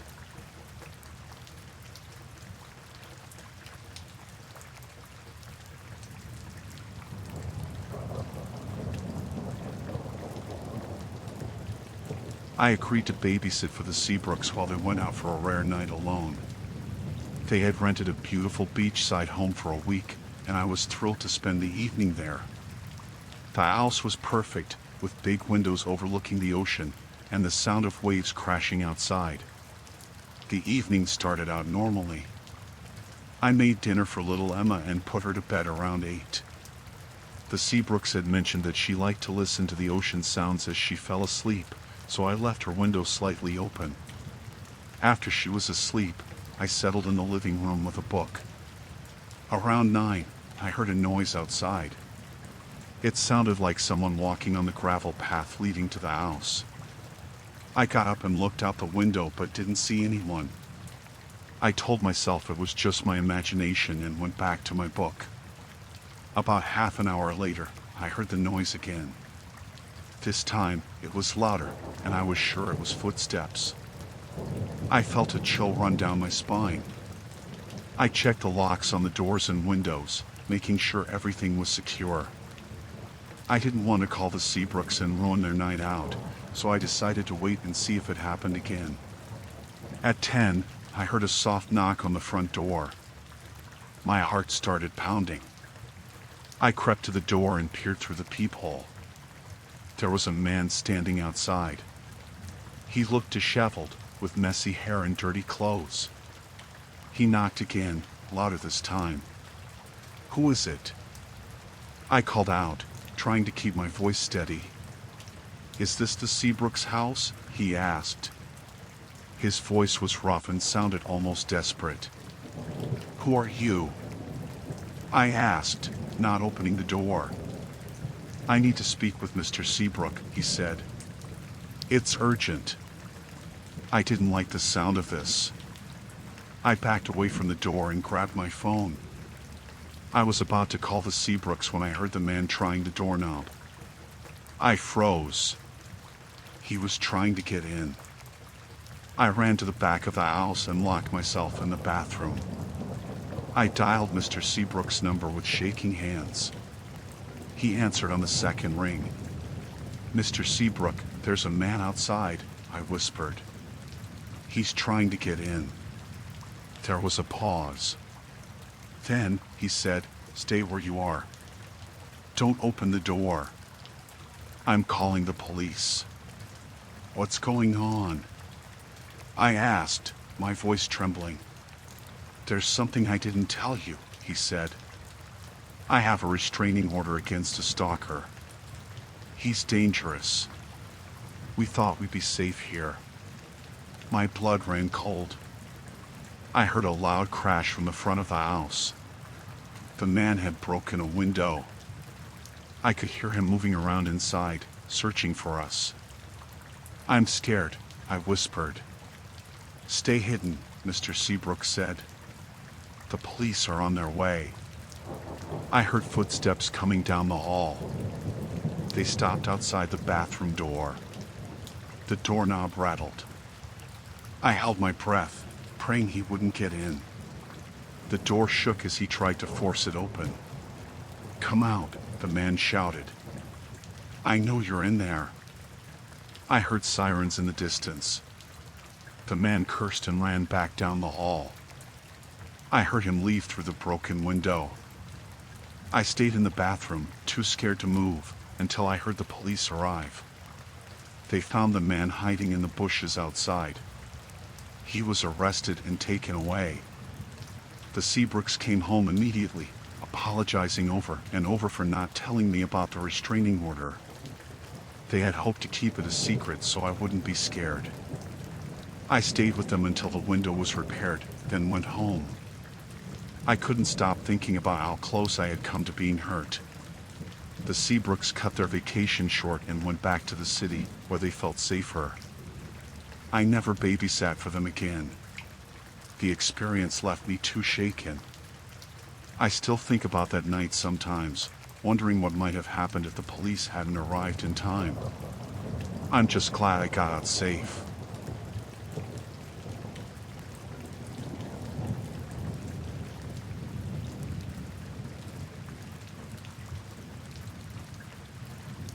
Out in the dense wilderness of the Florida Everglades, my friend and I thought we had found the perfect spot for some stealth camping. It seemed like the ideal escape from the hustle and bustle of everyday life, a chance to reconnect with nature and each other.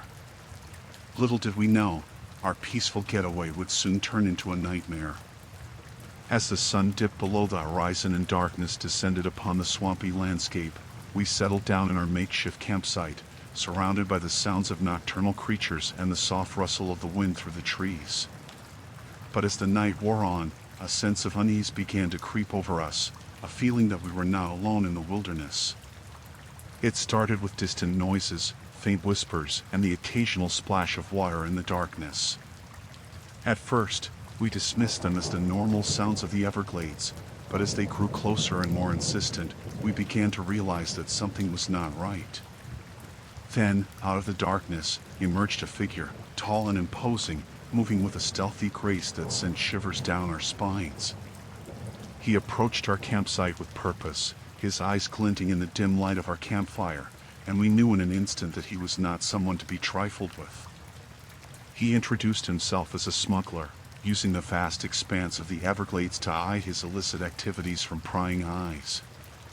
He warned us to stay out of his way, threatening dire consequences if we dared to interfere with his operations. We were frozen with fear, unsure of what to do next. Should we try to reason with him? Or should we make a run for it and hope to escape his clutches? Our minds raced with possibilities as we weighed our options, but in the end, we knew that we were no match for this dangerous man and his criminal enterprise. As the smuggler loomed over us, his presence casting a dark shadow over our campsite, we realized that we had no choice but to comply with his demands. We watched helplessly as he went about his business, moving with a ruthless efficiency that left us feeling powerless and vulnerable. But even as we cowered in fear, a small spark of defiance flickered within us. We refused to let this man intimidate us, to rob us of our freedom and our dignity. And so, when the opportunity presented itself, we seized it with both hands, mustering all of our courage and strength to confront our tormentor head-on. In a moment of desperation, we made a run for it, tearing through the dense underbrush of the Everglades with the smuggler hot on our heels. Adrenaline coursed through our veins as we raced through the darkness, our hearts pounding with fear and determination. But just when it seemed like all hope was lost, we stumbled upon a hidden path, leading us to safety and salvation. With renewed energy and resolve, we pushed forward, putting as much distance between us and our pursuer as possible. And then, finally, we saw it, the faint glow of civilization on the horizon, a beacon of hope in the darkness.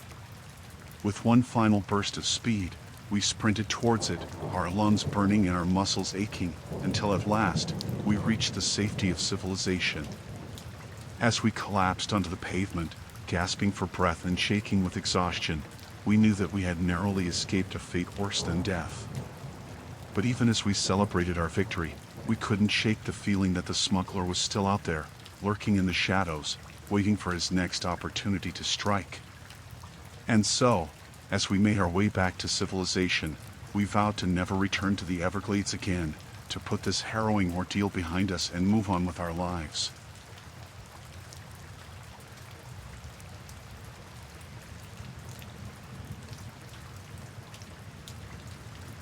I was driving through rural Georgia, rain pouring down so hard I could barely see the road ahead. My windshield wipers were on full speed, but it didn't help much. I was tense, gripping the steering wheel tightly. It had been a long day, and all I wanted was to reach my motel and get some rest. Up ahead, I saw a car on the side of the road, hazard lights flashing. A woman stood next to it, waving her arms frantically. She looked drenched and desperate. I hesitated for a moment, but then I decided to pull over. It didn't feel right to leave her out there in the storm. I rolled down my window a crack. "Do you need help?" I shouted over the sound of the rain. "Yes, please," she called back. "My car won't start. Can you give me a ride to the nearest gas station?" I nodded and unlocked the passenger door. She climbed in, dripping water all over the seat. I noticed she was shivering, and her clothes were soaked through. I felt a pang of sympathy. "Thank you so much," she said, her voice trembling. "I've been out there for almost an hour." "No problem," I replied, trying to be reassuring. "Where's the nearest gas station?" "Just a few miles down the road," she said. "It's not far." I put the car in drive and pulled back onto the road. The rain was relentless, hammering against the roof and windows. We drove in silence for a few minutes, the tension in the car palpable. Suddenly, I noticed movement in my rearview mirror. A dark figure appeared from the shadows, running towards my car. I barely had time to react before the back door was yanked open, and a man climbed in, brandishing a gun. "Don't move," he snarled, pointing the weapon at me. My heart pounded in my chest as I stared at him, fear gripping me. "Keep driving," the woman ordered, her tone now cold and commanding. "Do exactly as we say, and you won't get hurt." I nodded, my hand shaking on the wheel. I felt trapped, panic rising as I realized I had fallen into a trap. They had planned this, using the woman as bait. "Where do you want me to go?" I asked, trying to keep my voice steady. "Turn left up ahead," the man instructed. "There's a dirt road. Take it." I did as I was told, my mind racing. I had to find a way out of this. The dirt road was muddy and slick, making it hard to keep control of the car. We drove for what felt like hours, though it was probably only minutes. "Stop here," the woman said abruptly. I brought the car to a halt, my heart pounding. The man kept the gun trained on me as the woman got out, motioning for me to follow. "Get out," she commanded. I slowly opened my door and stepped into the rain, the mud sucking at my shoes. They led me to a small clearing, where two more men were waiting by an old, beat-up van. "Hand over your keys," the man with the gun ordered. I fumbled in my pocket, pulling them out and tossing them to him. He caught them and handed them to one of the other men. "Take his car," he said. "We'll deal with him here." Panic surged through me. I knew I had to act fast. As they turned towards the van, I made a split-second decision. I bolted, sprinting into the trees. Shouts erupted behind me, and I heard the sound of footsteps chasing after me. The forest was dense, branches scratching in my face and clothes as I ran. I stumbled over roots and rocks, the rain making everything slippery. My lungs burned, but I didn't dare stop. I could hear them behind me, getting closer. I spotted a large fallen tree up ahead and dove behind it, trying to catch my breath. I listened, my heart pounding in my ears. The footsteps grew louder, then stopped. I heard them cursing, their voices angry and frustrated. "Spread out," one of them shouted. "He can't have gone far." I stayed as still as possible, praying they wouldn't find me. I could hear them moving through the forest, searching. I knew I couldn't stay hidden forever. I needed a plan. I noticed a small creek nearby, its water rushing from the rain. An idea formed in my mind. If I could follow the creek, maybe I could lose them and find my way back to the road. I waited until their voices faded a bit, then carefully crept towards the water. I moved as quietly as I could, the sound of the creek covering my footsteps. The cold water soaked through my shoes, but I didn't care. I just needed to get away. I followed the creek for what felt like an eternity, my senses on high alert for any sign of my pursuers. Finally, I saw a break in the trees up ahead. I picked up the pace, hoping it was the road. As I emerged from the forest, relief washed over me. The road was just a few yards away. I scrambled up the embankment and onto the pavement, looking around frantically. There was no sign of the carjackers. I started running down the road, not sure where I was going, just needing to put as much distance between myself and them as possible. After what felt like hours, I saw headlights approaching. I waved my arms, praying it was someone who could help. The car slowed down and stopped beside me.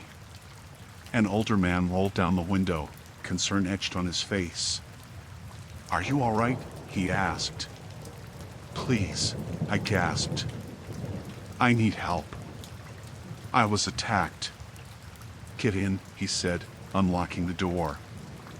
"I'll take you to the nearest police station." I climbed into the car, my body shaking with exhaustion and fear. As we drove away, I couldn't help but look back, half expecting to see the carjackers emerge from the darkness.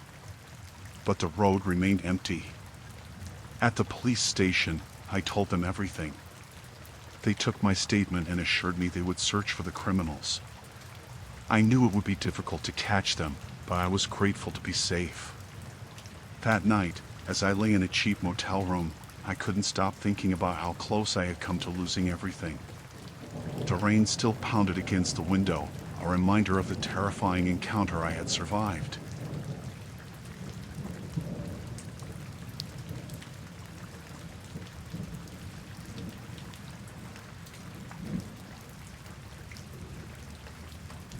I was driving through the Midwest on my way to visit family.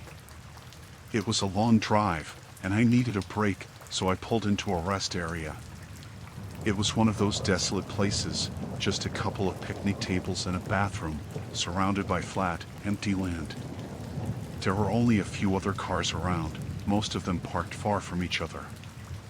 I got out, stretched my legs, and decided to use the restroom. As I walked back to my car, I noticed something odd. There was a truck parked off to the side, away from the other vehicles. The back of the truck was slightly open, and I thought I heard a faint noise coming from inside. It sounded like someone crying. I walked a little closer, trying not to be too obvious. The crying got louder, and I could make out words. It was a woman's voice, begging for help. My heart started pounding. I knew something was very wrong. I looked around, but there was no one else in sight. I had to make a decision quickly. I couldn't just leave her there. I took a deep breath and approached the truck. As I got closer, I could see through the gap in the back. There was a woman inside, tied up and gagged. She looked terrified. I tried to open the door quietly, but it creaked loudly. The woman's eyes widened, and she started shaking her head, trying to warn me. Before I could react, I heard footsteps behind me. I turned around and saw 3 men walking towards me. They didn't look friendly.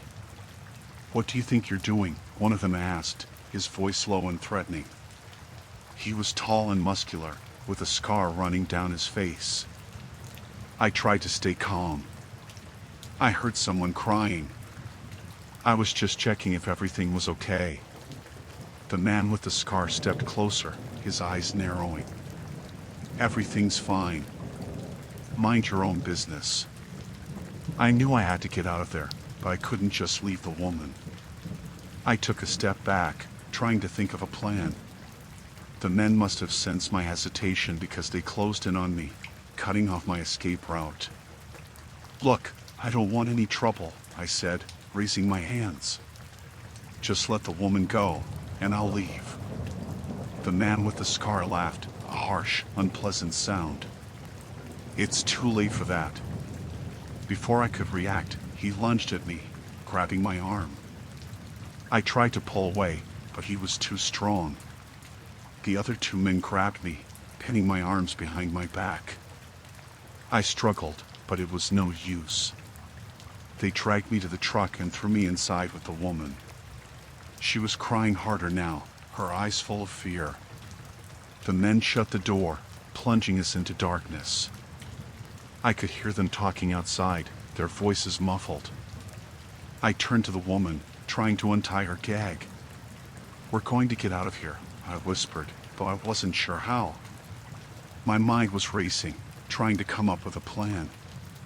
The knots were tight, but I managed to loosen them enough to pull the gag off.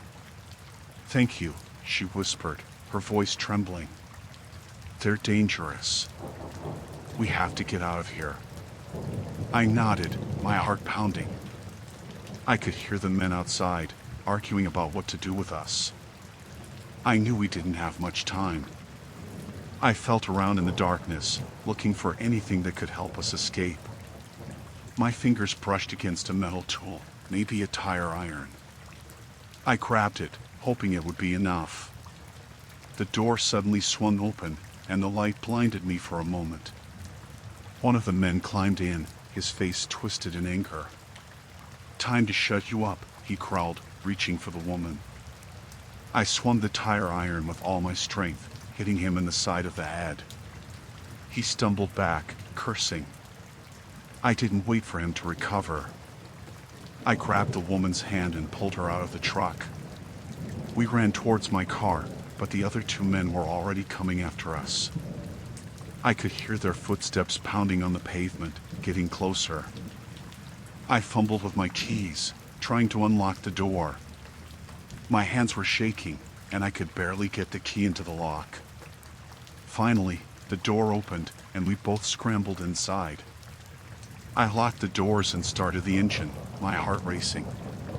The men reached the car just as I pulled away, pounding on the windows and shouting. I floored the gas pedal, speeding out of the rest area. My mind was in a blur as I drove, trying to put as much distance between us and them as possible. The woman was sobbing beside me, her hands shaking. "Thank you," she kept saying. "Thank you." We drove for what felt like hours, not daring to slow down.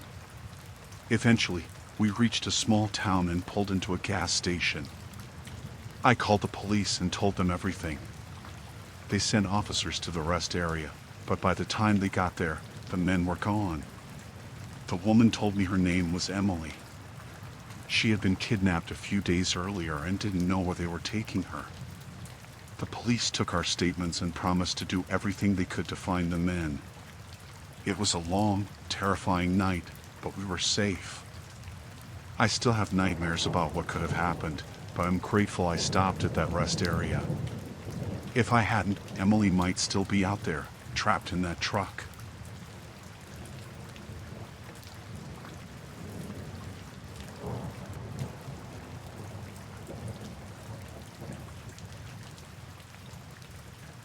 It was just another night at the remote data center where I worked.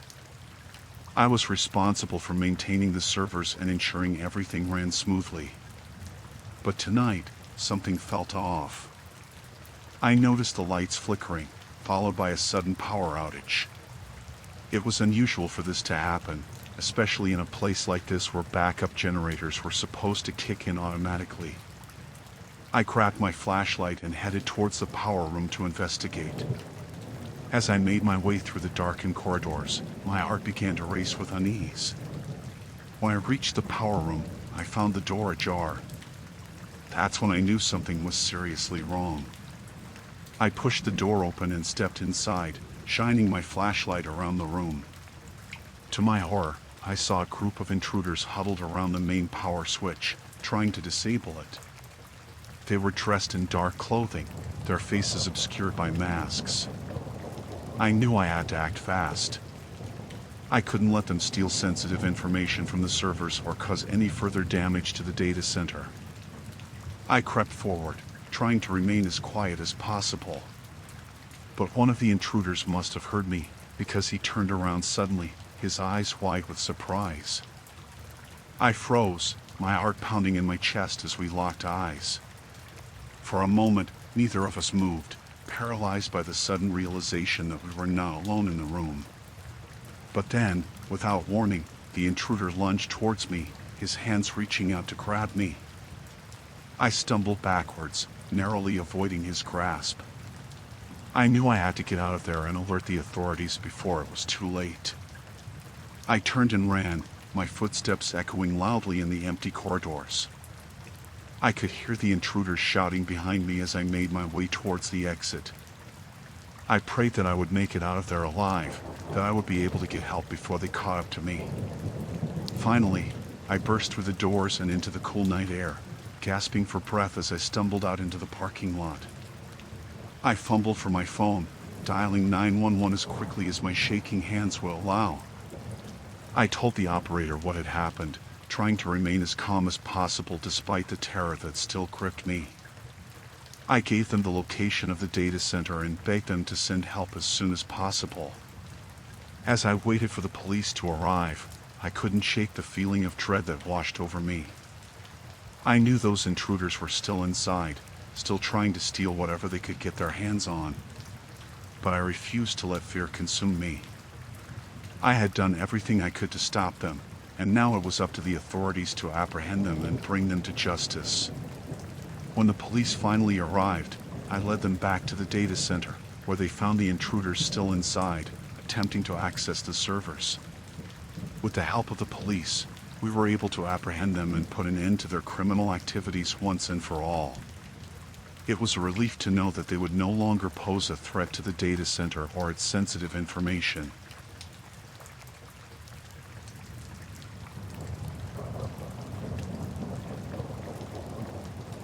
The storm hit us hard about an hour into the ferry ride. The sky turned dark, and the waves started tossing the boat around like a toy. I was on the upper deck, trying to keep my balance while watching the water crash against the sides. It was supposed to be a routine trip across the bay, but this storm came out of nowhere. I decided to go inside and find a seat. The cabin was crowded with people trying to escape the weather. I found an empty spot near the back and sat down, wiping the rain off my face. The air was thick with the smell of wet clothes and anxiety. Everyone was nervous, and the storm wasn't helping. I noticed a man sitting across from me. He was wearing a dark coat and a hat pulled low over his eyes. Something about him seemed off. He kept glancing around, fidgeting with a small black bag on his lap. Every few minutes, he'd look at his watch and then back at the bag. It made me uneasy. I tried to shake it off, telling myself I was just being paranoid because of the storm. But I couldn't stop watching him. He looked around again, and this time our eyes met. He quickly looked away, stuffing the bag under his seat. That's when I knew something wasn't right. I got up and moved closer, pretending to stretch my legs. From my new spot, I could see the bag better.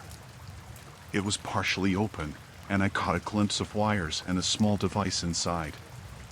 My heart started pounding. I knew I had to do something, but I didn't want to draw attention to myself. I decided to find a crew member.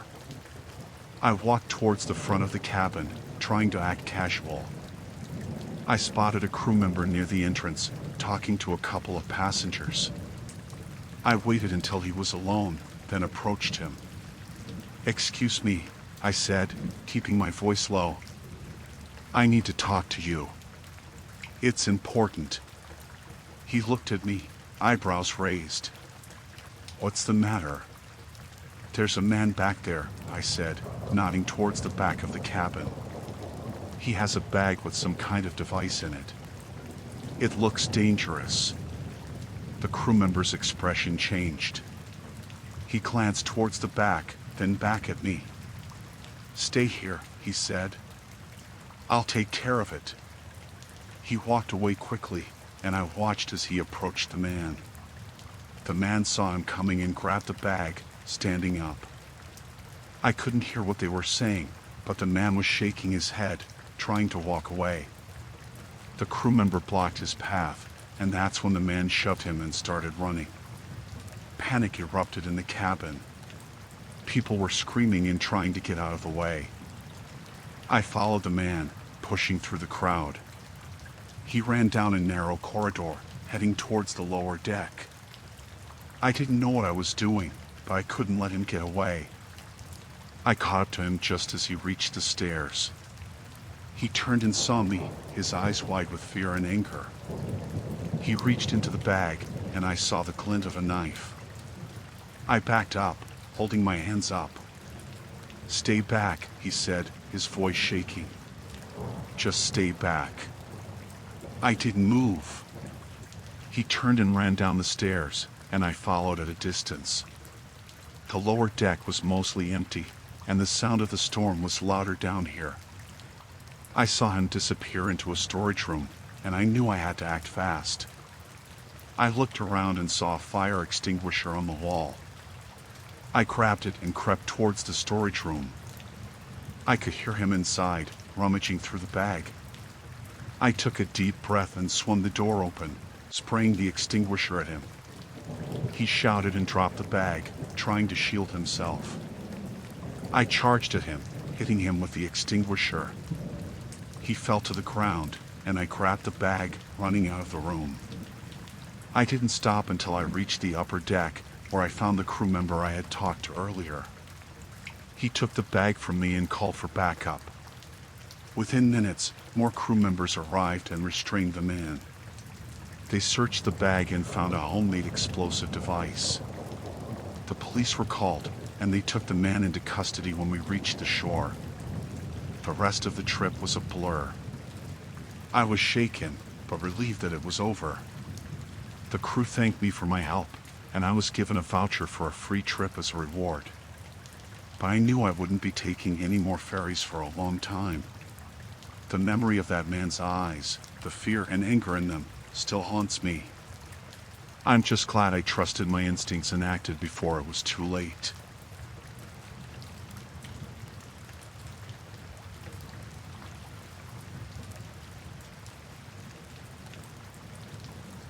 So, I'm this guy who's always looking for adventure, you know? I love getting out into the great outdoors and exploring new places.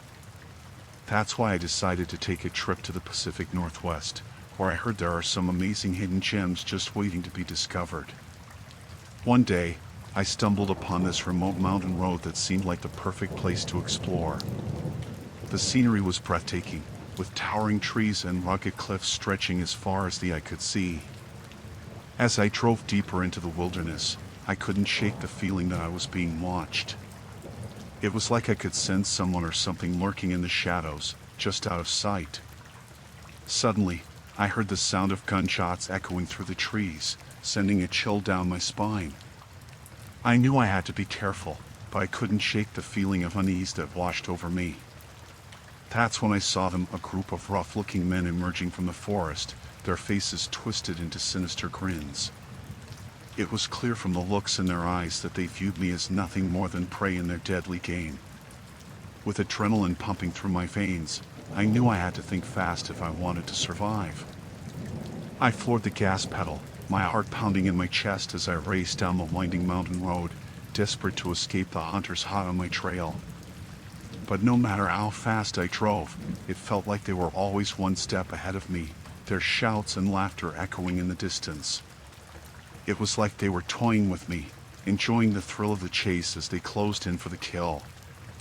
As I rounded a sharp bend in the road, I saw a steep drop-off looming ahead, with jagged rocks waiting to greet me below. I knew I had to make a split-second decision if I wanted to survive. With no other options left, I slammed on the brakes and swerved off the road, my car careening over the edge of the cliff in a cloud of dust and debris. As I plummeted towards the ground below, I braced myself for impact, praying that I would make it out alive. Miraculously, I survived the fall, though my car was left a mangled wreck at the bottom of the cliff. With adrenaline still coursing through my veins, I stumbled out of the wreckage and into the dense forest, desperate to put as much distance between me and the hunters as possible. For hours, I trudged through the wilderness, my muscles aching and my heart pounding in my chest. Every rustle of leaves and snapping twigs sent me into a panic, fearing that the hunters were still hot on my trail. But as the sun began to dip below the horizon, I finally stumbled upon a clearing where I could catch my breath and collect my thoughts. I knew I couldn't stay in one place for long, but I needed a moment to rest and gather my strength before pressing on. As night fell and the forest grew cloaked in darkness, I huddled beneath the shelter of a towering tree, my eyes darting nervously to and fro in search of any signs of danger. I knew I couldn't let my guard down for a second if I wanted to make it out of this alive. Hours passed in agonizing silence, broken only by the occasional hoot of an owl or the distant howl of a wolf. I felt like I was teetering on the edge of madness, my mind racing with thoughts of the horrors that awaited me if the hunters found me. But just as I was about to lose hope, I heard the distant rumble of an engine in the distance, growing louder with each passing moment. It was the sound of salvation, the promise of rescue from the nightmare that had consumed me. With a newfound sense of determination, I rose to my feet and followed the sound of the approaching vehicle, my heart pounding with anticipation. And as the headlights pierced the darkness and bathed me in their warm glow, I knew that I had finally made it out alive. In the end, I may have escaped with my life, but the memory of that harrowing encounter will haunt me forever. It's a stark reminder of the dangers that lurk in the wild, waiting to ensnare unsuspecting adventurers like me in their deadly trap.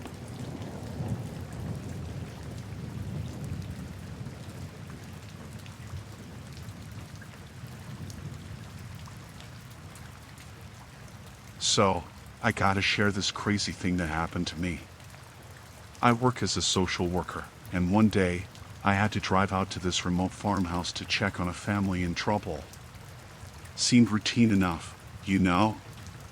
Anyway, I hop in my car and head out there. The drive was long, and the farmhouse was out in the middle of nowhere. I remember feeling kinda uneasy as I got closer, like something just wasn't right. When I finally pull up to the house, though, my heart drops. It's quiet, too quiet. And there are signs of a struggle everywhere, broken furniture, stuff knocked over, you name it. I start to get this sinking feeling in the pit of my stomach, like I've stumbled into something way worse than I bargained for. But I push those thoughts aside and try to focus on what I need to do. I get out of my car and cautiously approach the house.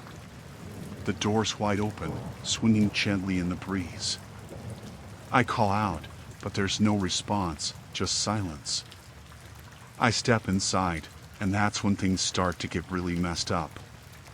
The place is a wreck, like a tornado came through or something. And there's blood, lots of it, splattered all over the walls and floor. My heart's racing now, and I can feel the panic rising in my chest. I know I should call the cops, but something's holding me back. Maybe it's the fear of what I might find, or maybe it's just shock. I start to search the house, calling out for anyone who might still be there. But there's nobody, just me and the eerie silence. Then, out of nowhere, I hear this faint sound coming from upstairs, like someone crying. My blood runs cold as I slowly make my way up the stairs, my heart pounding in my ears. I reach the top and follow the sound to one of the bedrooms. And that's when I see her, a young girl, huddled in the corner, tears streaming down her face. I rush over to her, asking if she's okay, but she's too scared to even speak. I try to comfort her as best I can, promising that everything's going to be all right. But deep down, I know it's not. I can feel it in my bones. Whatever happened here, it's not over yet. I scoop the girl up in my arms and make a run for it, not stopping until we're far away from that godforsaken place. I call the cops and tell them everything, praying that they'll be able to make sense of the nightmare I just stumbled into. They arrive soon after, and I hand the girl over to them, feeling like a weight has been lifted off my shoulders. But as I watch them drive away, I can't shake the feeling that this is far from over. I may have escaped with my life, but the horrors of that farmhouse will haunt me forever. And I can only hope that whoever did this pays for their crimes, so that no one else has to suffer the way that poor family did.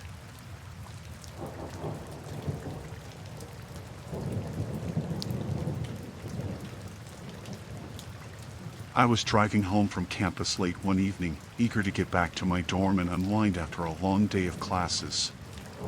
The quickest route was through a wooded area, a shortcut I often took to save time. But little did I know, that decision would lead me straight into a nightmare.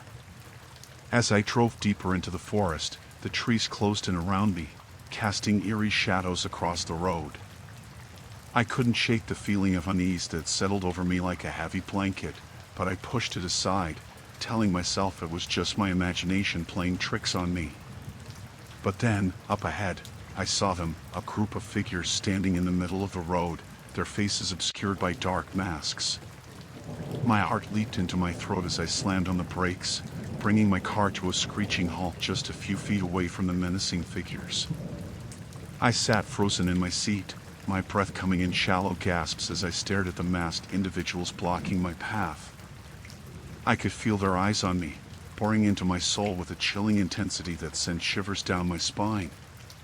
For a moment, we just stared at each other, locked in a tense standoff as the silence stretched on.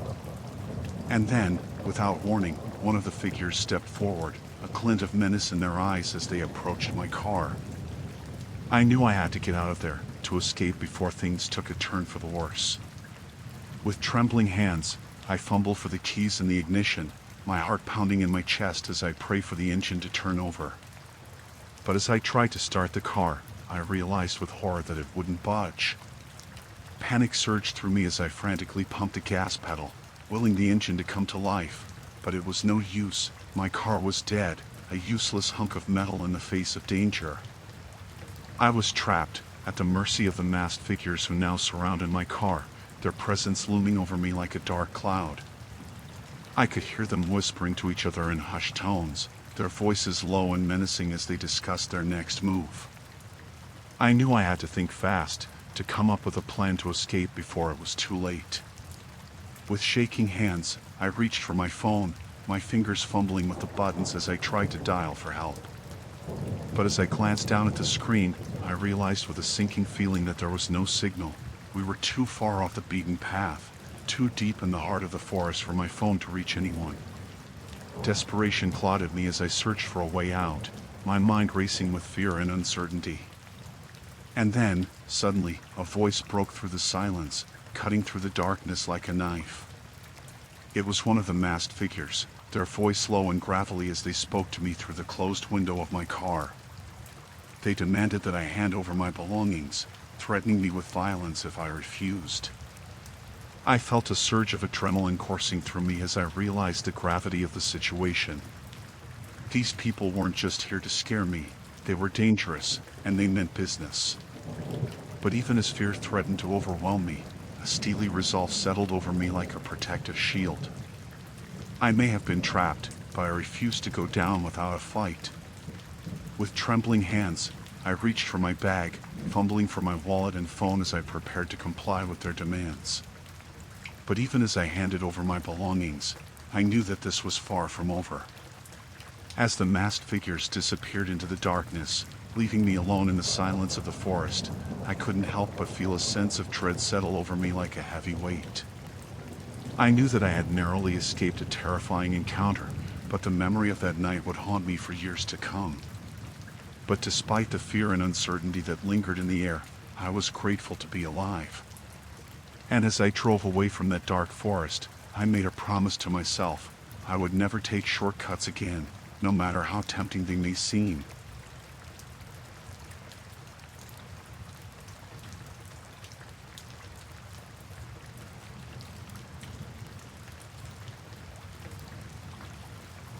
I had been working the graveyard shift at the diner for about 6 months. The hours were long and the pay wasn't great, but it was a job. The place was usually quiet at night, mostly truckers and night owls stopping by for a quick meal. I liked the solitude and the routine. It was a Tuesday night, around 2 a.m., when a group of 5 men walked in.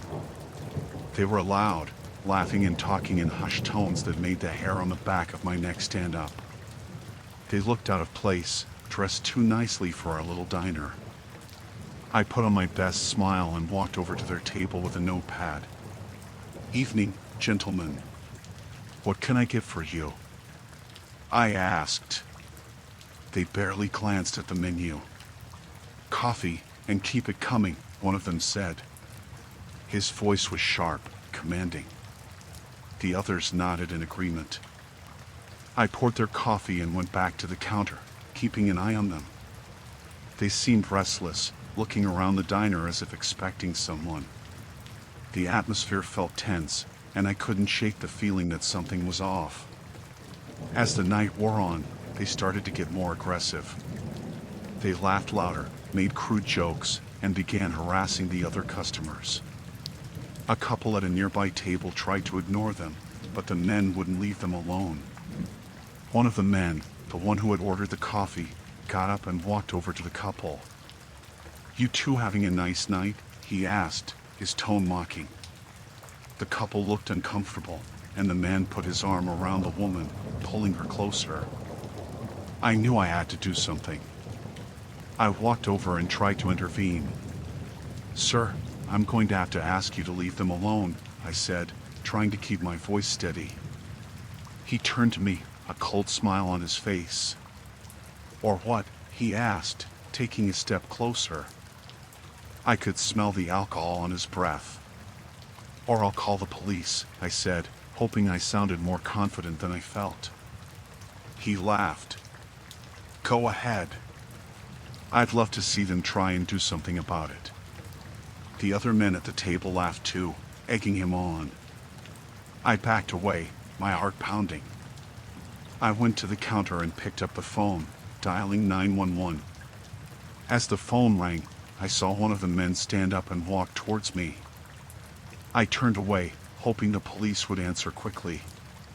911, what's your emergency?" the operator said. I spoke quickly, trying to keep my voice low. I'm at the diner on Route 5. There's a group of men here harassing customers. I need help. The man was getting closer. I turned to face him, holding the phone tightly. Put the phone down, he said, his voice cold. I did as he said, my hands shaking. The operator was still on the line, but I couldn't speak. The man leaned over the counter, his face inches from mine. You're making a big mistake, he said. I nodded, trying to keep my composure. He stared at me for a moment, then turned and walked back to his table. I picked up the phone again, whispering to the operator. Please hurry. The men continued their harassment, and I tried to keep the other customers calm. The couple eventually left, clearly frightened. It was just me and the group of men now. One of them got up and walked over to the jukebox, putting on some loud, thumping music. They started to dance, their movements erratic and wild. I stood behind the counter, watching them and praying the police would arrive soon. Finally, after what felt like an eternity, I saw the flashing lights of a police car outside. The men didn't seem to notice. I ran to the door and waved the officers in.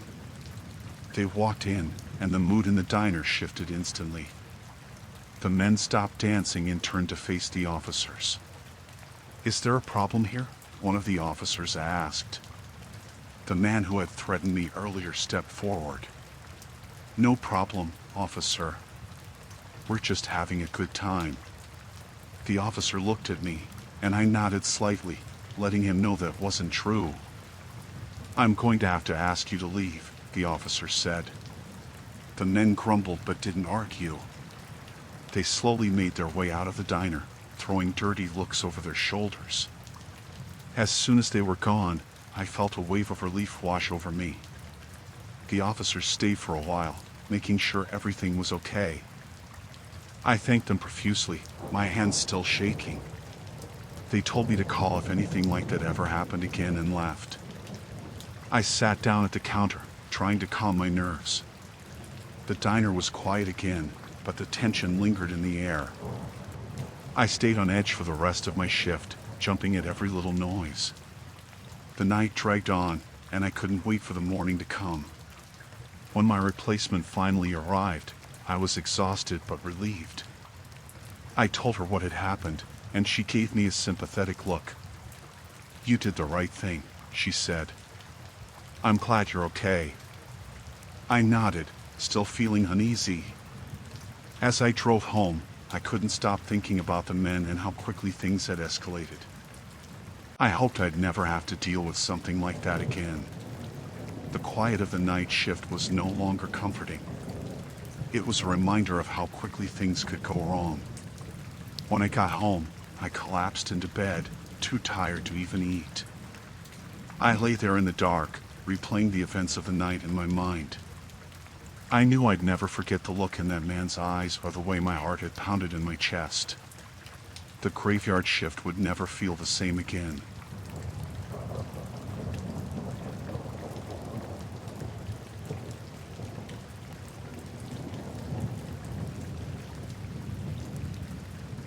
I decided to camp alone on a remote beach in Florida. I wanted to get away from everything for a few days, clear my head, and enjoy some peace. I brought my boat, some supplies, and set up camp right by the water. The first day was perfect. The weather was warm, and the sound of the waves was soothing. I spent the day fishing, swimming, and just relaxing. As the sun set, I made a fire and cooked the fish I caught.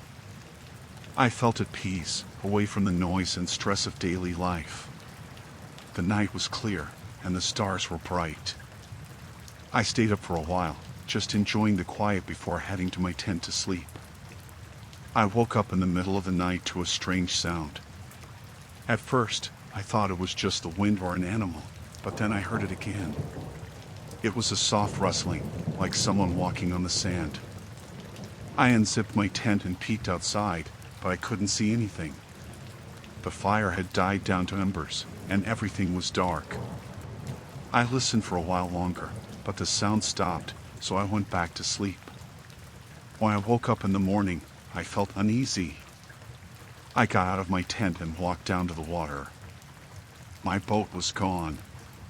Panic hit me like a punch in the gut. I looked around and saw footprints all around my tent. They weren't mine. Someone had been here during the night. I tried to calm down and think. I was on a small island, miles from the mainland. Without my boat, I was stranded. I had enough food and water for a couple of days, but after that, I would be in trouble. I had to find a way to escape. I spent the day looking for any sign of my boat. I walked around the entire island, but there was no trace of it. The footprints led to the water and then disappeared. It was like whoever took it vanished into thin air. I felt a growing sense of dread. I was completely alone, and someone had intentionally left me here. That night, I built a larger fire, hoping it would deter anyone from coming near my camp. I didn't sleep much, jumping at every sound. The wind rustled the leaves, and the waves crashed on the shore, but every noise seemed amplified. My mind kept going back to the footprints and the missing boat. The next morning, I decided to explore the island more thoroughly. Maybe there was something I had missed. I found an old path leading into the trees and followed it. It led to a small clearing with an abandoned cabin. It looked like it had been there for years, falling apart and covered in vines. Inside the cabin, I found a few old tools and a dusty, moldy mattress. There was nothing that could help me.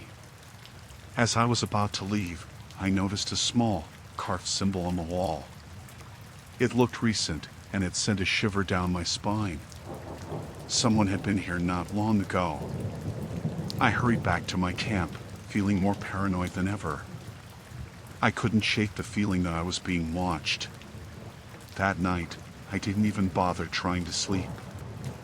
I sat by the fire, clutching a makeshift spear I had fashioned from a piece of driftwood. The hours dragged by, and every shadow seemed to move. Just before dawn, I heard the sound again. Footsteps, coming from the direction of the cabin. I stood up, heart pounding, and peered into the darkness. I could barely make out a figure moving toward me. They stopped at the edge of the firelight, just out of reach. "Who are you?"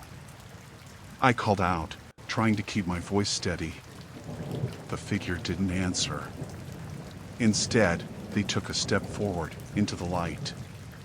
It was a man, his face hidden in the shadows. He just stood there, staring at me. I tightened my grip on the spear, ready to defend myself. "What do you want?"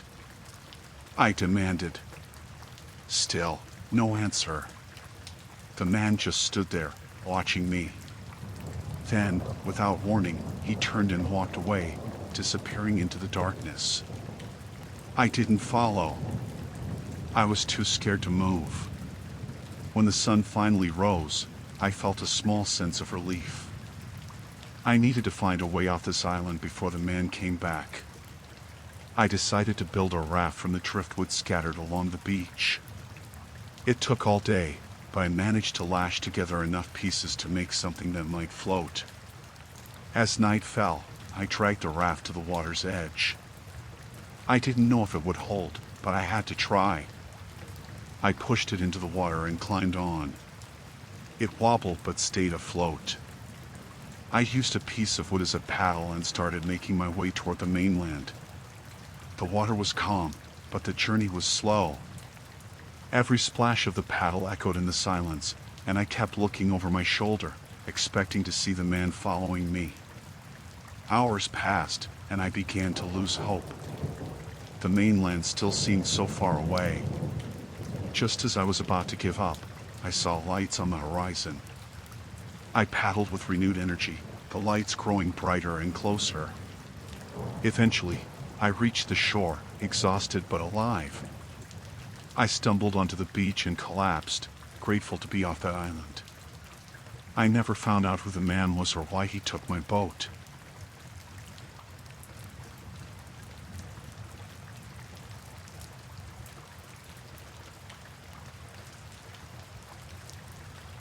We rented a remote cabin in the Canadian wilderness for a week-long family vacation. It was supposed to be a peaceful getaway. My husband Mark, our 2 kids, Emily and Jake, and I were looking forward to disconnecting from the world and spending quality time together. The cabin was isolated, nestled among tall trees with a beautiful lake nearby. It seemed perfect. The first couple of days were wonderful. We hiked, swam, and fished. The kids were having a blast, and Mark and I enjoyed the break from our busy lives. The nights were quiet, with only the sounds of nature around us. On the 3rd night, everything changed. We were sitting by the fire, roasting marshmallows, when we heard a noise outside. It sounded like footsteps. Mark went to check but saw nothing. We brushed it off, thinking it might be an animal. A little while later, we heard it again, closer this time. My heart started to race. Mark looked uneasy but tried to keep calm for the kids. Suddenly, the door burst open and 3 men stormed in. They had guns. I grabbed Emily and Jake, pulling them close. Mark tried to reason with them, but they shouted for us to be quiet. One of them, the leader I guessed, told us they needed a place to hide for a while. They were on the run, and we were their unlucky hosts. They tied Mark and me up, keeping the kids close to us. My mind raced with fear and desperation. The leader, a tall man with a scar on his face, told us if we cooperated, we wouldn't get hurt. I tried to believe him, but I could see the coldness in his eyes. They took turns watching us. The other 2 men, both younger, seemed nervous, always glancing out the windows. They spoke in low voices, discussing their plans. I caught bits and pieces, enough to know they were dangerous and desperate. That night, I barely slept. I kept thinking of ways to escape but found none. The next morning, the men allowed us to eat breakfast under their watchful eyes. Emily and Jake were scared, clinging to me. Mark tried to stay strong, but I could see the fear in his eyes too.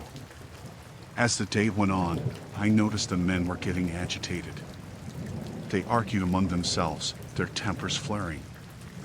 I knew we had to do something before things got worse. I whispered to Mark, telling him we needed to find a way out. He nodded, his jaw set in determination. That evening, I noticed one of the younger men seemed more sympathetic. He watched us but didn't seem as hardened as the others. I decided to take a risk. When the other men weren't looking, I whispered to him, begging for help. He looked conflicted but didn't respond. Later, when the leader stepped outside, the sympathetic man came over to me. He said he couldn't let us go but would leave the back door unlocked that night. It was our chance. I thanked him quietly, praying he was telling the truth. That night, once the men fell asleep, I whispered to Mark. We untied ourselves carefully, trying not to make a sound.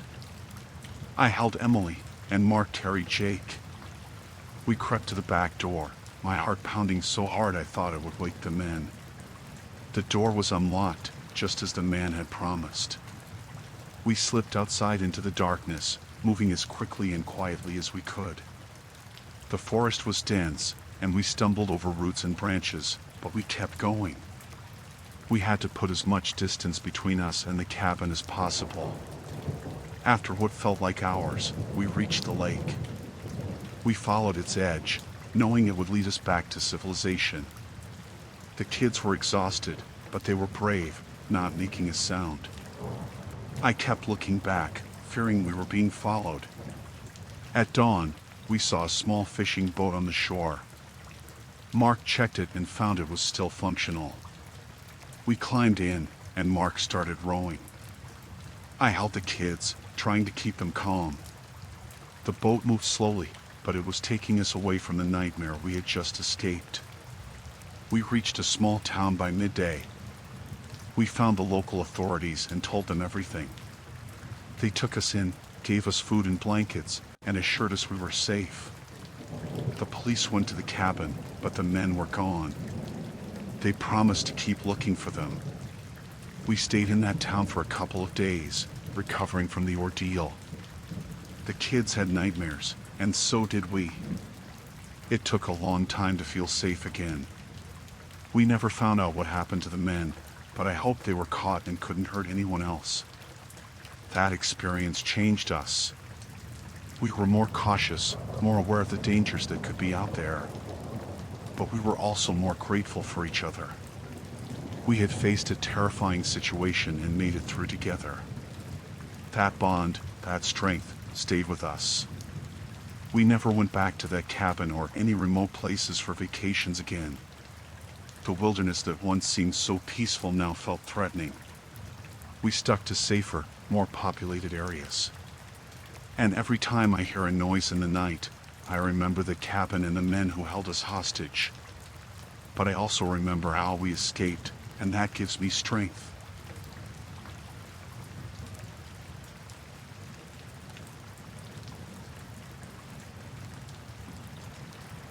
I was on a solo road trip, taking a break from work and everything. It felt good to drive through the open roads, with the wind in my hair and the radio playing my favorite songs. After a long day of driving, I decided to find a place to stay for the night. I spotted a small, rundown motel off the highway.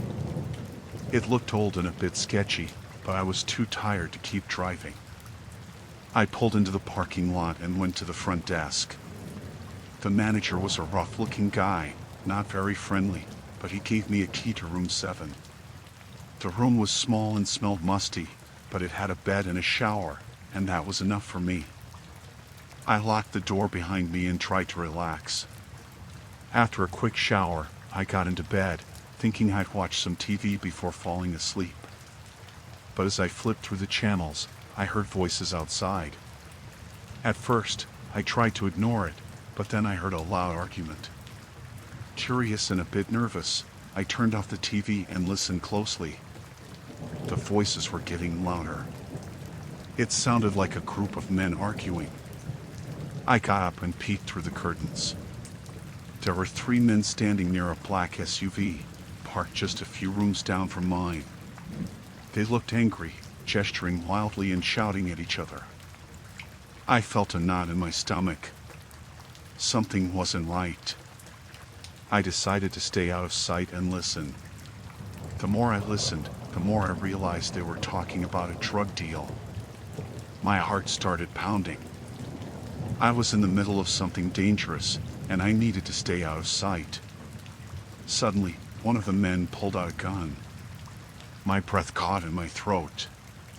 This wasn't just a heated argument, this was serious. I backed away from the window, trying to think of what to do. If they saw me, I'd be in big trouble. The shouting turned into a scuffle. I could hear the sounds of a fight, followed by a gunshot. I froze. Someone had been shot, and I was stuck in a room just a few feet away. I needed to get out of there, but how? I decided to sneak out the back window. I grabbed my bag and slowly opened the window, trying to be as quiet as possible. The night was cold and dark, and the only light came from the flickering motel sign. I slipped out and crouched behind a bush, trying to figure out my next move. The men were still shouting, but now it sounded more frantic. I heard another gunshot, and then the sound of a car door slamming. I peeked around the bush and saw the SUV speeding away, leaving one man lying on the ground. He wasn't moving. I had to call the police, but my phone was inside the room. I couldn't go back in there. I decided to make a run for the motel office. Staying low, I moved from bush to bush until I reached the front desk. The manager was gone, but there was a phone on the counter. I picked it up and dialed 911, my hands shaking. 911, "What's your emergency?" the operator asked. I told them everything I had seen, trying to stay calm. They assured me help was on the way and told me to stay inside and lock the door. I hung up and looked around the empty office. I locked the door and waited, my heart racing. It felt like forever, but finally, I heard sirens. Red and blue lights flashed outside, and I saw several police cars pull into the parking lot. Officers got out, guns drawn, and approached the scene. One of them came to the office door and knocked. I unlocked the door and let him in, telling him everything I knew. He nodded and asked me to stay put while they secured the area. I watched as they checked the rooms and the surrounding area. They found the man on the ground and called for an ambulance, but it was too late for him. The police spent hours at the motel, questioning me and gathering evidence. They thanked me for calling them and told me I had done the right thing. It was almost dawn by the time they finished, and I was exhausted. The manager finally showed up, looking annoyed and confused. He had no idea what had happened, and the police had a lot of questions for him. I decided I didn't want to stay there any longer. I thanked the officers and got back in my car, ready to leave that nightmare behind. As I drove away, the sun was rising, casting a soft glow over the landscape. I felt a mix of relief and lingering fear. I had witnessed something terrible, but I was safe. I learned to be more careful about where I stayed and to trust my instincts.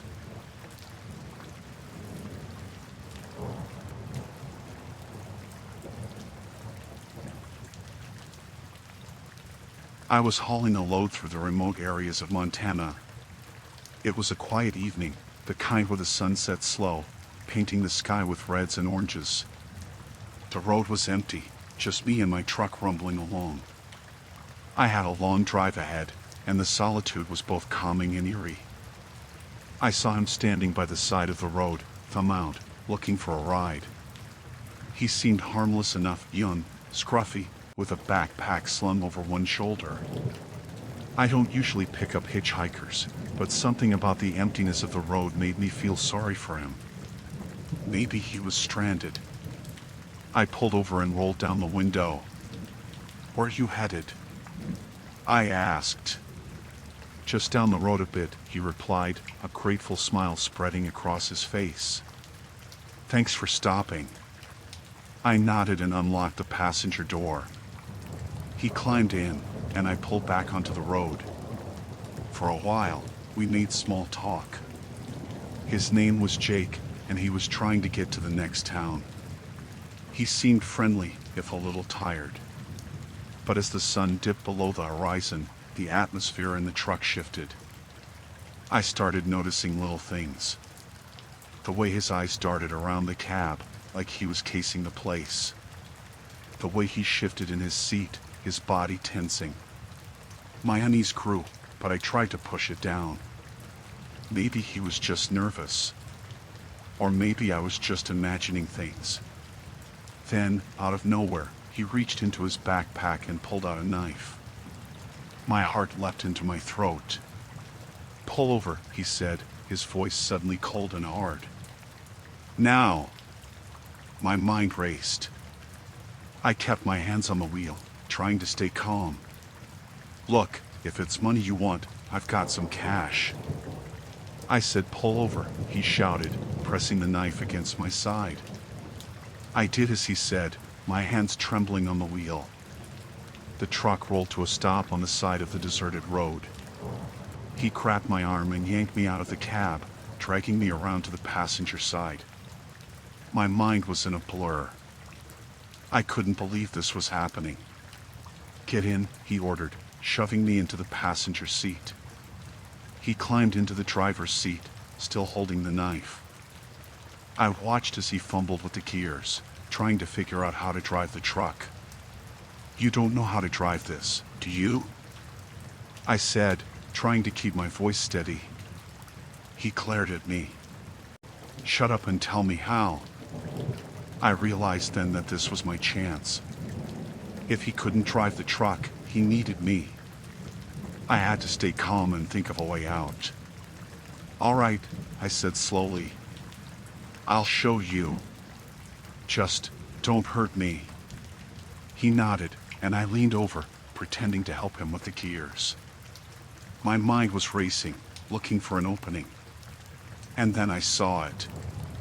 The emergency brake. In one quick motion, I yanked the brake and shoved the door open, tumbling out onto the gravel. He shouted, lunging after me, but I was already scrambling to my feet. I ran, not looking back, my heart pounding in my chest. I could hear him cursing, the sound of him stumbling out of the truck. I had to find somewhere to hide, somewhere to get help. The road was empty, the surrounding fields stretching out into darkness. I spotted a small stand of trees and sprinted towards it, praying he wouldn't see me. I crouched behind a tree, trying to catch my breath, listening for any sign of him. The night was silent, the only sound the blood pounding in my ears. I could hear him shouting, but his voice was getting fainter. Maybe he thought I'd run down the road. I waited, every muscle in my body tense. Minutes passed, feeling like hours. Finally, I dared to peek out from behind the tree. The road was empty. The truck was still there, but Jake was nowhere in sight. I had to get back to the truck. It was my only chance. I crept back towards it, every shadow making my heart race. When I reached the cab, I saw the knife lying on the seat. He must have dropped it in his panic. I grabbed it, my hand shaking, and climbed back into the driver's seat. I started the engine, my eyes scanning the darkness for any sign of him. As I pulled back onto the road, I saw movement in the rearview mirror.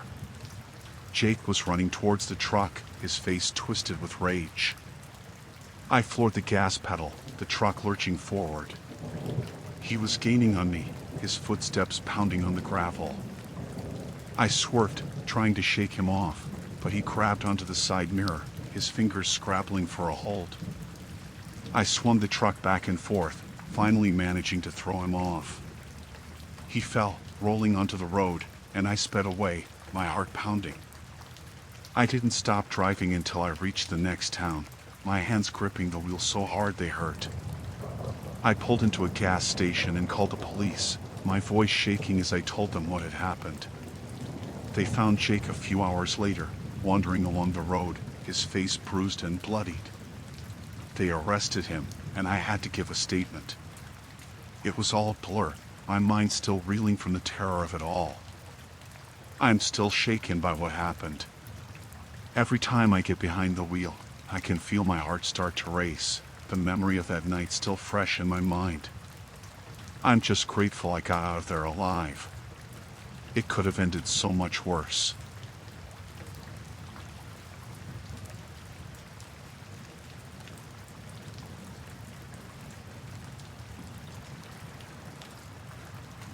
I was driving through the New Mexico desert on a rainy night.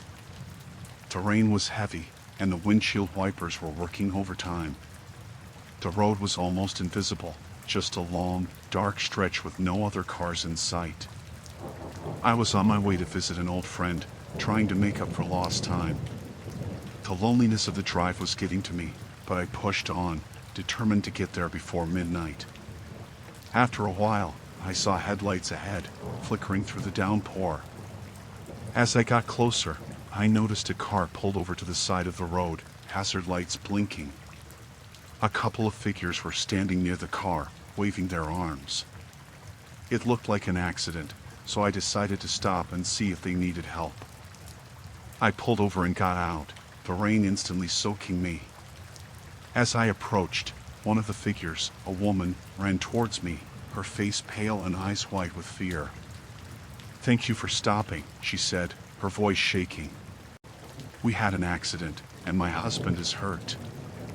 I glanced at the car. It was dented and the hood was popped open. The other figure, a man, was slumped against the car, holding his side. I felt a pang of concern and walked closer. "Do you need a ride to the nearest town?" I asked. Yes, please, she replied. But we need to get my husband out of the car first. I nodded and walked over to the man. As I bent down to help him, I heard a noise behind me. Before I could turn, something hard hit the back of my head, and I fell to the ground, dazed. My vision blurred, and I felt hands grabbing me, dragging me away from my car. I tried to fight back, but my limbs felt heavy and unresponsive. They pulled me towards their car, shoving me into the back seat. My head was spinning, and I could barely make out their faces through the rain and darkness. The woman got into the driver's seat, and the man sat beside me, holding a gun. "Stay quiet, and you won't get hurt," he growled, his voice low and threatening. I nodded, too scared to speak. The car started moving, and I realized I was in serious trouble. My mind raced, trying to figure out what they wanted. Were they robbers? Kidnappers? I had no idea, but I knew I needed to stay calm and think of a way out. We drove for what felt like hours, the rain pounding against the car. I watched the landscape change from flat desert to rocky hills. There were no other cars, no signs of civilization. Just endless darkness and rain. I tried to keep track of the turns we took, but my head was still throbbing from the blow. Eventually, the car stopped. They pulled me out, and I saw we were in front of an old, abandoned building. They dragged me inside, the musty smell hitting me instantly. The place was falling apart, with broken windows and graffiti-covered walls. They pushed me into a small room and tied me to a chair. The man stood in front of me, his eyes cold and hard. "We need your car," he said. "You're gonna tell us the code for the GPS tracker, and then we'll let you go." I shook my head, confused. "I don't have a GPS tracker," I said. "I swear." He scowled and hit me across the face. "Don't lie to me. We know you have one." I tasted blood in my mouth and realized they had made a mistake.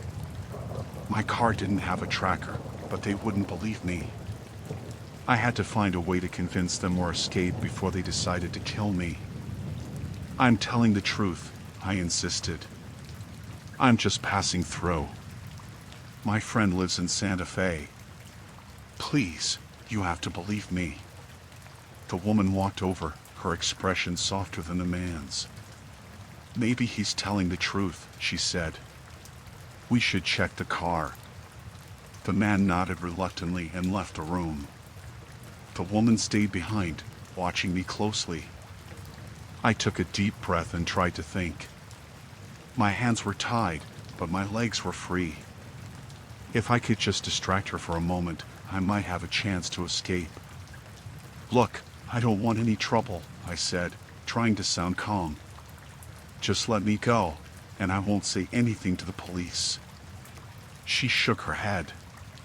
"We can't take that risk." I heard footsteps outside, and the man returned, looking frustrated.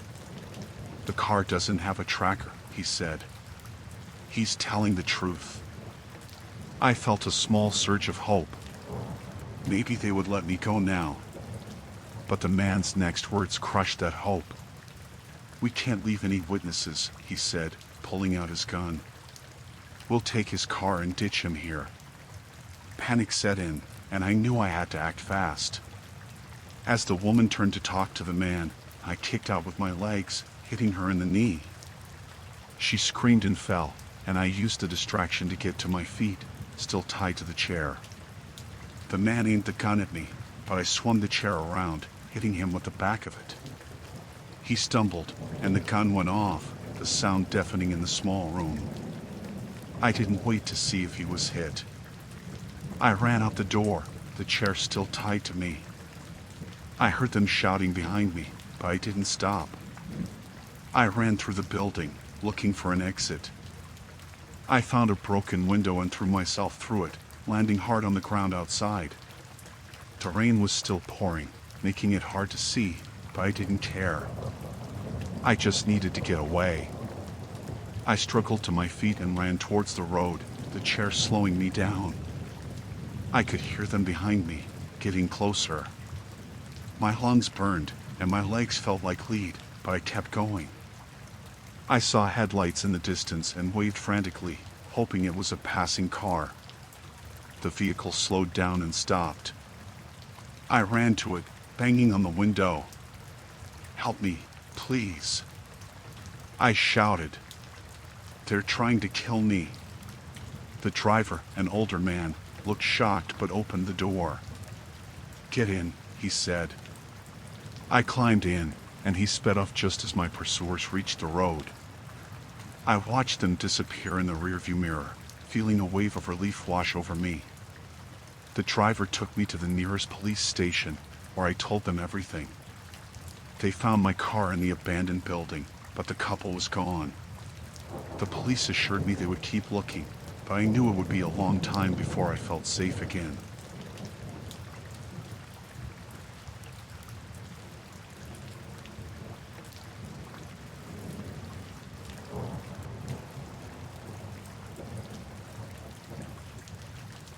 Last summer, I went to a music festival in California with a group of friends. It was supposed to be an amazing weekend, 3 days of music, camping, and fun. The first day was perfect. We set up our tents, danced to our favorite bands, and made a lot of memories. The crowd was huge, and it was easy to get lost in it, but we all stuck together. On the second day, things took a turn. In the afternoon, we were all at the main stage. The sun was blazing, and the music was loud. I remember we were dancing when I suddenly lost sight of my friends. It was packed, and I got pushed by the crowd. One moment they were there, the next they were gone. I tried to find them, but it was hopeless. I walked around for what felt like hours. I kept checking my phone, but there was no signal. I was getting more anxious by the minute. The sun started to set, and the crowd was getting rowdier. I felt alone and vulnerable. That's when a man approached me. He looked to be in his early 30s, with a friendly smile and a calm voice. He asked if I was okay. I told him I lost my friends and couldn't find them. He offered to help me look for them. At that moment, I was grateful. He seemed kind, and I didn't know what else to do. We walked together, weaving through the crowd. He kept talking, trying to keep me calm. He asked about my friends, what they looked like, and where I had last seen them. I answered all his questions, thinking he was just being helpful. But then he suggested we go to a quieter area where it would be easier to hear my phone if it rang. Something felt off, but I was too scared and desperate to find my friends to think straight. We left the main area and walked toward the edge of the festival grounds. The music was distant now, and the crowd was thinning out. We reached a secluded spot near some trees. He said we should wait there for a bit, that maybe my friends would try to call or text. I pulled out my phone again, hoping for a signal. That's when I noticed his demeanor change. He wasn't smiling anymore. He looked at me with a strange intensity. He moved closer, too close. Alarm bells went off in my head, and I knew I needed to get away from him. I made an excuse about needing to use the restroom and started to walk away. He grabbed my arm, not hard, but enough to scare me. He said it wasn't safe for me to go alone and that he would come with me. My heart was racing. I pulled my arm free and told him I'd be quick.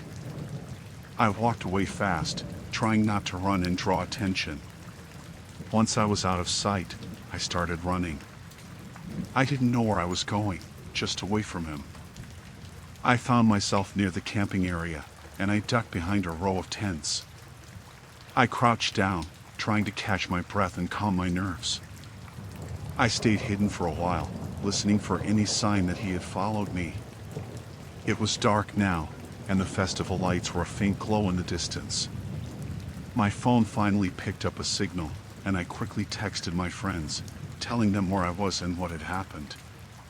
Minutes felt like hours, but finally, I saw familiar faces. My friends found me and hugged me tightly. I broke down, telling them everything. They were shocked and angry that someone had taken advantage of the situation. We went to the festival security and reported the man. They took it seriously and said they would look for him. The rest of the festival was a blur. I couldn't relax or enjoy the music anymore. We stuck together like glue, never letting anyone out of sight. When it was over, I was relieved to go home. The experience left me shaken. I thought about how easily things could have gone worse. I haven't been to a festival since. The thought of getting lost in a crowd again terrifies me.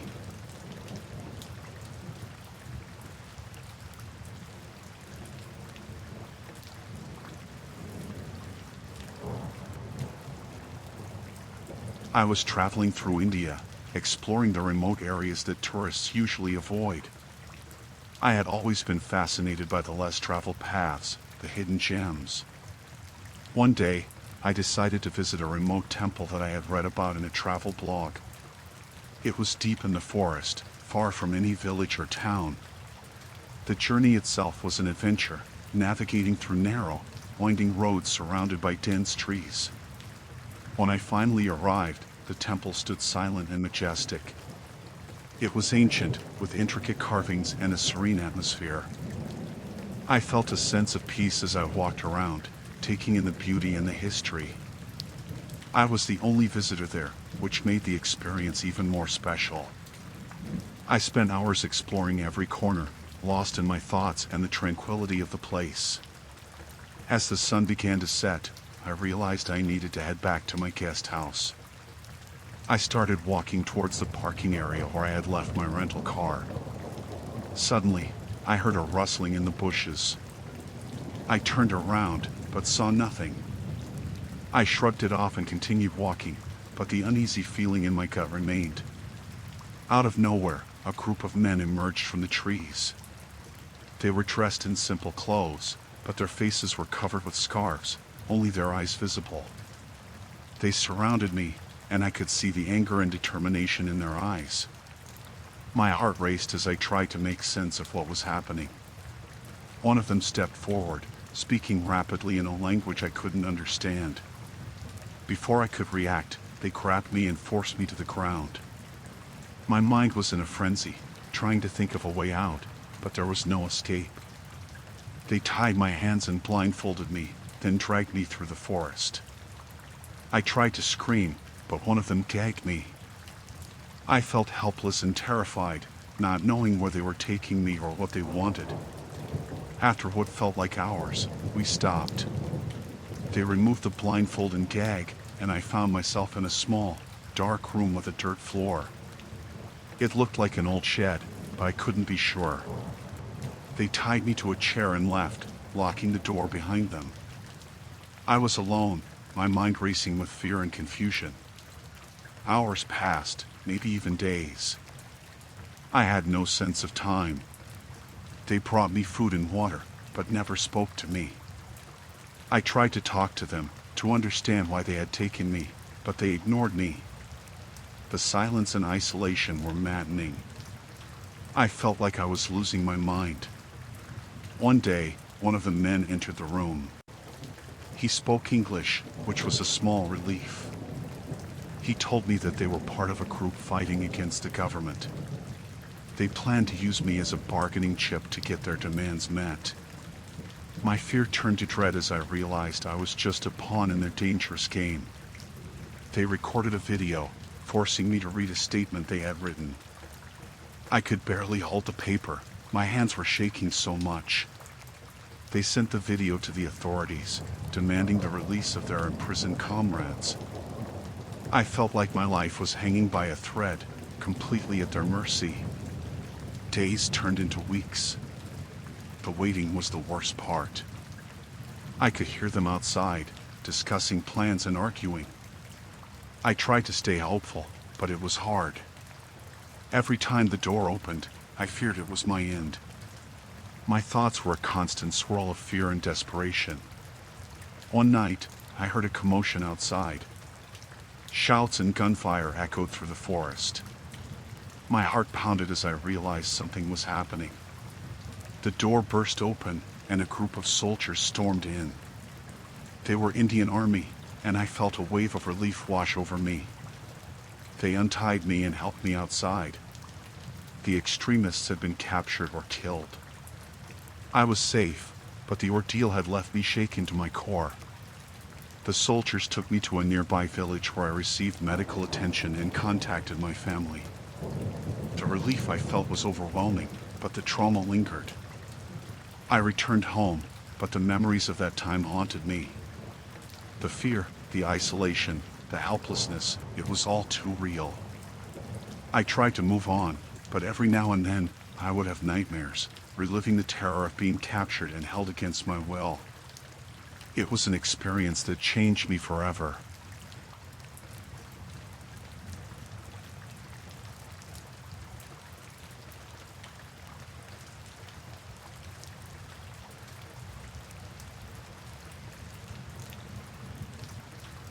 I had my old camper van, which had served me well on many trips before. I loved the solitude and beauty of the desert, away from the noise of the city. One evening, I found a quiet spot off a dirt road to park for the night. It was miles away from any town, perfect for some peace and quiet. The sunset was breathtaking. I made a simple dinner, sat outside the van, and enjoyed the silence. After a while, I got inside, locked the doors, and settled in for the night. The air was cool, and the sky was clear, full of stars. I felt safe and content. Sometime in the middle of the night, I woke up to a strange sound. It was a soft hissing noise, followed by a thud. I listened carefully but couldn't hear anything else. I tried to convince myself it was just an animal or the wind. But then I heard footsteps outside, slow and deliberate. I peered out the small window but couldn't see much in the darkness. My heart was pounding. I decided to stay quiet and hope whoever it was would leave.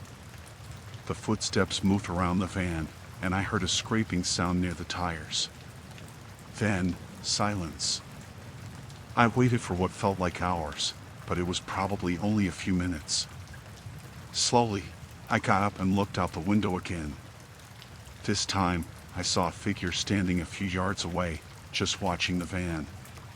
The moonlight cast a shadow, but I couldn't make out any details. I felt a chill run down my spine. I knew I had to stay calm and think clearly. I grabbed my phone and tried to call for help, but there was no signal. I felt trapped and helpless. The figure didn't move. I wondered if it was just my imagination, but deep down, I knew it wasn't. I decided to turn on the headlights to get a better look. My hand shook as I reached for the switch. When the lights came on, the figure was gone. I breathed a sigh of relief, but it was short-lived. I heard the sound of something metallic hitting the ground near the back of the van. I turned off the lights and listened again. There were more footsteps, moving away this time. I needed to see what was happening. I took a flashlight and cautiously opened the side door.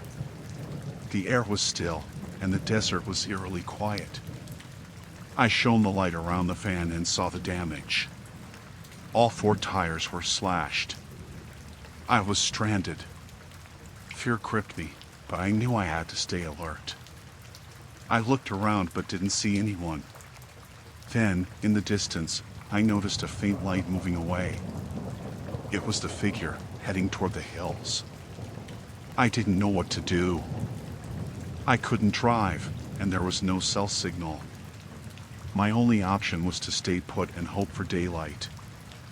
I got back inside the van, locked the doors, and tried to stay calm. Sleep was impossible. Every little noise made me jump. I kept thinking about the figure and what they might do next. As the hours dragged on, I heard a vehicle approaching. My heart raced, unsure if it was help or more trouble. A truck pulled up beside the van, and a man got out. He looked rough, with a grizzled beard and worn clothes. He shone a flashlight into my van, and I felt exposed. "Hey! You all right in there?" he called out. I hesitated but finally opened the door slightly. "My tires got slashed," I said, my voice trembling. "Someone was out here watching me." The man nodded. "Yeah, we've had some trouble with vandals around here. Let's see what we can do." He seemed sincere, but I couldn't shake the feeling of unease. He walked around the van, checking the tires. "You're gonna need new ones," he said. "I've got a spare back at my place, but it's a few miles away. You want to come with me, or wait here?" The thought of staying alone in the van was terrifying. "I'll come with you," I said, grabbing my backpack and flashlight. We drove in silence, the man keeping an eye on the road. I watched the desert landscape, feeling vulnerable. After what felt like an eternity, we reached a small, rundown cabin. He parked the truck in motion for me to follow. Inside, the cabin was cluttered but seemed safe. "Wait here," he said, heading to the back. I looked around, noticing old tools and camping gear. The place felt lived in, but not welcoming. He returned with a tire and some tools. "Let's get you fixed up," he said, and we headed back to the van. The drive felt quicker this time, and I was relieved to see my van still there, untouched. We worked in silence, changing the tires.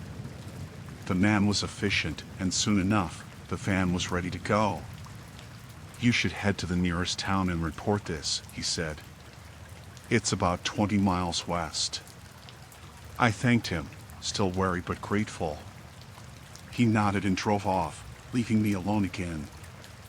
I got in the van and started driving, the fear slowly fading as the sun began to rise. By the time I reached the town, I felt a sense of relief. I found a gas station and called the local authorities, reporting what had happened. They took my statement but didn't seem optimistic about catching the person responsible. I decided to cut my trip short and head back home. The experience had shaken me deeply. The desert, once a place of beauty and solitude, now felt hostile and dangerous. Back home, I couldn't stop thinking about the figure and what might have happened if the man hadn't shown up. It took weeks for me to feel safe again. I learned to be more cautious and aware of my surroundings, and I vowed never to camp alone in such remote areas again. The desert's beauty was overshadowed by the terror I experienced, a nightmare that would stay with me forever.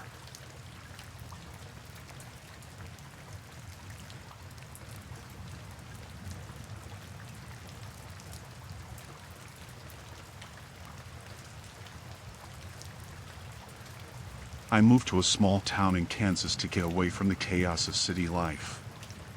It was peaceful at first, everyone knew everyone, and the sense of community was comforting. My neighbor, Mr. Thompson, was a quiet man in his late 60s. He kept to himself mostly but was always kind when we crossed paths.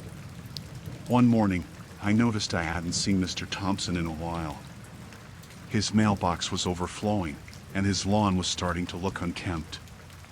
I knocked on his door, but there was no answer. I asked around, but no one had seen him for days. Something didn't sit right with me, so I decided to look into it. I started by searching for any family or friends he might have had. A few neighbors mentioned he had a sister who lived out of state, but no one had her contact information. I found myself at the local library, digging through old newspapers and public records. That's when I found an old article about Mr. Thompson's wife who had disappeared under mysterious circumstances years ago. It was all starting to feel very strange. A few days into my search, I found an anonymous note slipped under my door. "Stop asking questions," it read. I felt a chill run down my spine but brushed it off as a prank. I continued my search, more determined than ever. Then, another note appeared. This time it was more direct. "Mind your own business. or you'll end up like him. I reported the notes to the local police, but they dismissed it as someone playing a joke. I was getting scared, but I couldn't stop now. I needed to know what happened to Mr. Thompson. Late one night, I was going through some old records at the library when I felt someone watching me. I looked up and saw a man I didn't recognize, just staring. He quickly left when I noticed him, but I couldn't shake the feeling of being watched. I decided to head home, but on my way out, I saw the same man standing across the street under a lamppost. He was still watching me. I hurried home, locking all my doors and windows. The next morning, my car had a flat tire. It felt too coincidental to be an accident. I was terrified, but I couldn't let it show. I borrowed a friend's car and kept investigating. One evening, as I was coming home, I saw someone inside my house through the window. My heart raced as I quietly approached. The door was ajar, and I could hear someone moving around. I called the police, but by the time they arrived, whoever it was had gone. They left another note, last warning. That night, I barely slept. I kept a light on and a chair wedged under the door handle. I realized I was dealing with someone who had a lot to lose if I found out the truth. The next day, I decided to confront the town's mayor, Mr. Henson. He was a well-connected man, and I had started to suspect he knew more than he let on. I went to his office and demanded answers. He seemed calm, almost amused. "You should have left well enough alone," he said, leaning back in his chair. He didn't confirm or deny anything but made it clear I was in over my head. That night, as I was getting ready for bed, I heard a knock on the door. It was Mr. Henson. "We need to talk," he said. I refused to let him in, but he forced his way inside. "You don't understand what you're getting into," he said, his tone darkening. "This town has secrets, and Mr. Thompson found out the hard way." Before I could respond, he lunged at me. We struggled, and I managed to break free, running out the back door. I ran to a neighbor's house and called the police. They arrived quickly and arrested Mr. Henson. They found evidence in his office that linked him to several disappearances, including Mr. Thompson's. The police eventually found Mr. Thompson alive, held captive in an old shed on Mr. Henson's property. He had been trying to expose Mr. Henson's corrupt dealings and paid the price for it. The town was shocked, but grateful the truth had finally come out. Mr. Henson was tried and convicted, and Mr. Thompson moved in with his sister out of state. I stayed in the town, but I was forever changed. The peace I once felt was gone, replaced by a constant sense of unease. But I knew I had done the right thing, and that was enough to keep me going.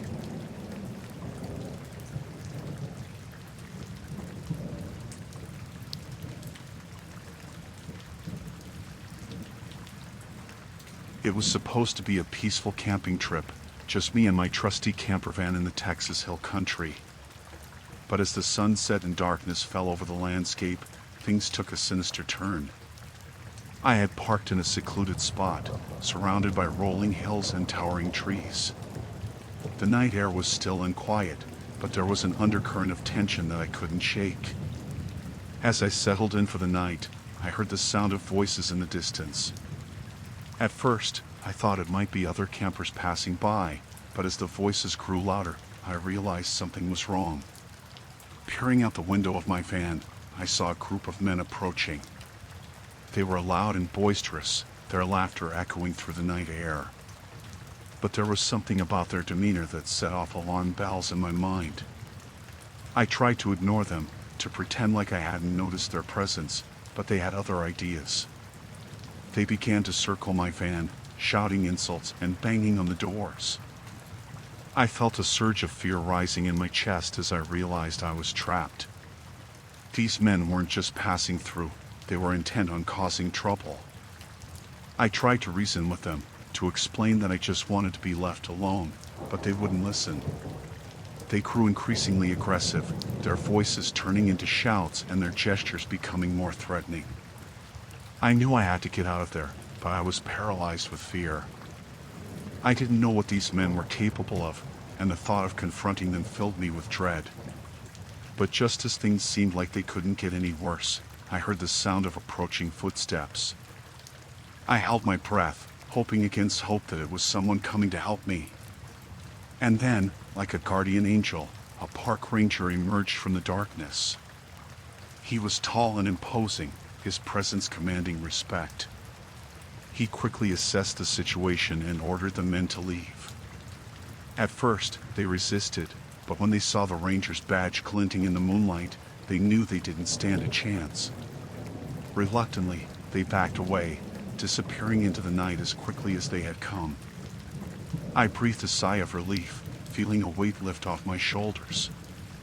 The park ranger stayed with me until dawn, making sure I was safe and reassuring me that he would keep an eye on the area. I thanked him profusely, grateful for his intervention. As the first light of dawn broke over the horizon, I packed up my things and drove away from that cursed spot as fast as I could. The memory of that terrifying night would stay with me forever, but I knew that I had survived thanks to the timely intervention of the park ranger. Now, as I sit in the safety of my home, I can't help but wonder what would have happened if he hadn't come when he did.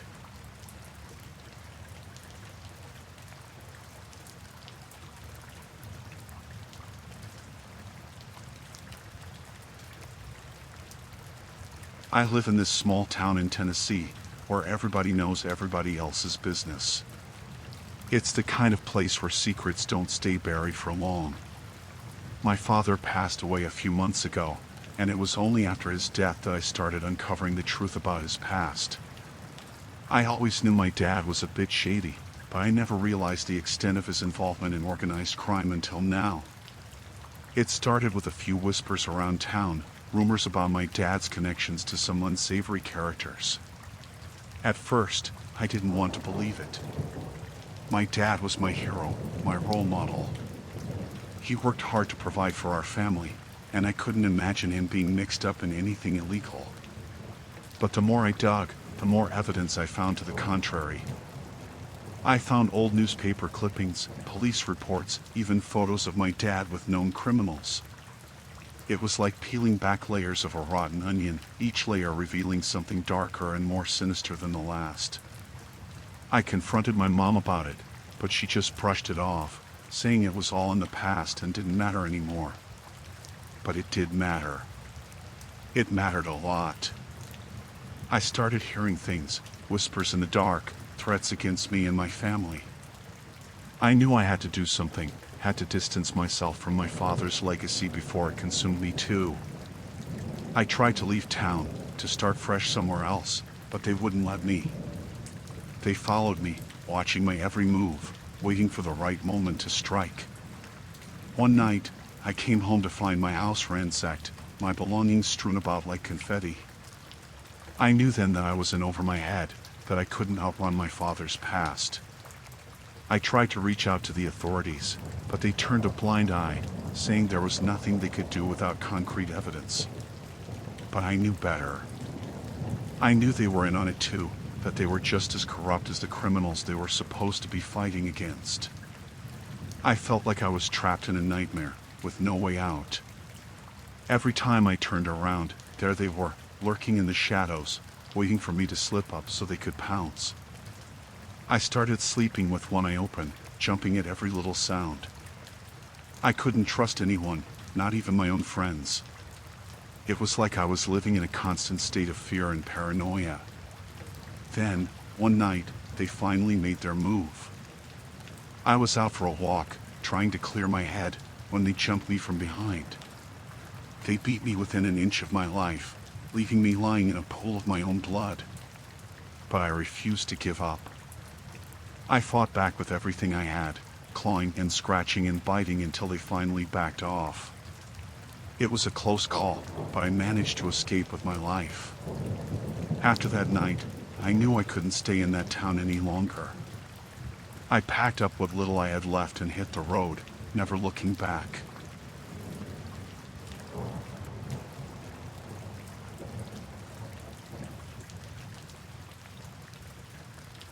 I checked into the motel late, just as the sun dipped below the horizon. It was a small, rundown place in rural Kentucky, the kind you pass by without a second thought. I was traveling through for work, needing a place to sleep before heading out early the next morning. The manager, a burly man with a thick southern accent, handed me the key to room 6. He didn't say much, just nodded and went back to watching his TV. The room was as expected, old, musty, with a bed that creaked and a bathroom that looked like it hadn't been updated in decades. I tossed my bag on the bed and decided to take a quick shower before getting some sleep. The water was lukewarm at best, and the pressure was almost non-existent. I didn't care. I just wanted to wash off the day's crime and relax. After my shower, I settled into bed with a book. It was quiet, almost too quiet, save for the occasional car passing by on the highway. I was starting to drift off when I heard a knock at the door. I looked at the clock, 11:30 p.m. Odd, I thought. Maybe it was the manager needing something. I got up, wrapped a towel around myself, and peeked through the peephole. There were 3 men standing outside, looking impatient. They didn't look like motel staff. I hesitated, unsure whether to open the door. Then one of them spoke up, his voice gruff. "We know you're in there. Open up, we need to talk." I cracked the door open just enough to see them clearly. "Can I help you?" I asked, trying to keep my voice steady. "You're the one who checked in today, right?" the same man asked. "Yes, why?" "Come on out, we need to have a chat," he replied, his tone leaving no room for argument. I felt a chill run down my spine. Something wasn't right. "I don't think that's necessary. I'm just here for the night and leaving early tomorrow." The man exchanged a look with his companions. "Step outside." "Now," he ordered. I closed the door slightly, trying to think. They didn't look like they were going to leave. I didn't have many options. Grabbing my phone, I texted my colleague, "In trouble. Room 6, rural motel. Call 911. Then I slowly opened the door again, stepping outside. The men surrounded me, their expressions hard. "We need to know who you're working for," the leader demanded. "I don't know what you're talking about," I replied, my voice shaking. "I'm just a traveler passing through. Don't lie to us. We know you're involved." "Who sent you?" he barked. Panic surged through me. They thought I was someone else, someone involved in whatever illegal activity they were part of. "I swear, you've got the wrong person. I'm not involved in anything. I don't know who you think I am, but I'm not them." The leader grabbed my arm, squeezing hard. "We don't believe you. You're coming with us." I struggled, trying to pull away. "Let go of me." I yelled, but it was no use. They were too strong. They dragged me towards a van parked nearby. My heart pounded as I fought to break free, but they shoved me inside and slammed the door shut. The drive felt like an eternity. My mind raced with thoughts of what they might do to me. I had to find a way out. The van eventually stopped, and they pulled me out, leading me into an old, abandoned barn. Inside, there were more men, all armed. "Who the hell is this?" one of them asked. "She's the one from the motel. Claims she's not involved," the leader said, pushing me forward. The new man studied me, his eyes cold and calculating. "Maybe she's telling the truth. We can't be sure." "Then what do we do with her?" the leader asked. "Keep her here until we figure it out," he replied. They tied me to a chair, the ropes cutting into my wrists. I sat there, my mind racing, trying to think of a way to escape. Hours passed, and the men argued amongst themselves. I caught snippets of their conversation. They were part of a local criminal ring, and they thought I was a spy or informant. As dawn approached, the men started to get agitated. They hadn't gotten any information out of me because I had nothing to give. The leader finally decided to call someone higher up. While they were distracted, I noticed a sharp piece of metal on the ground near my chair. I carefully worked the ropes against it, trying to cut through.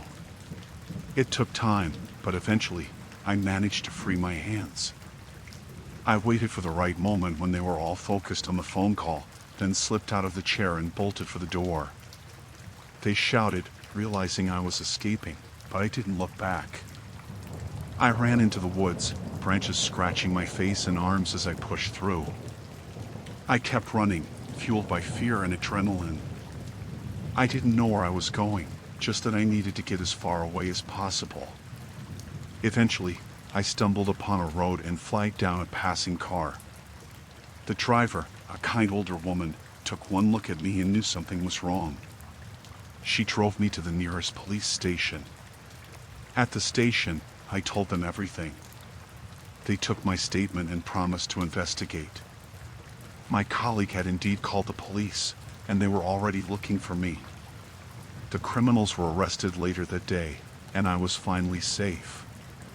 The experience left me shaken. I couldn't believe how close I had come to being caught in something terrible, all because of a case of mistaken identity.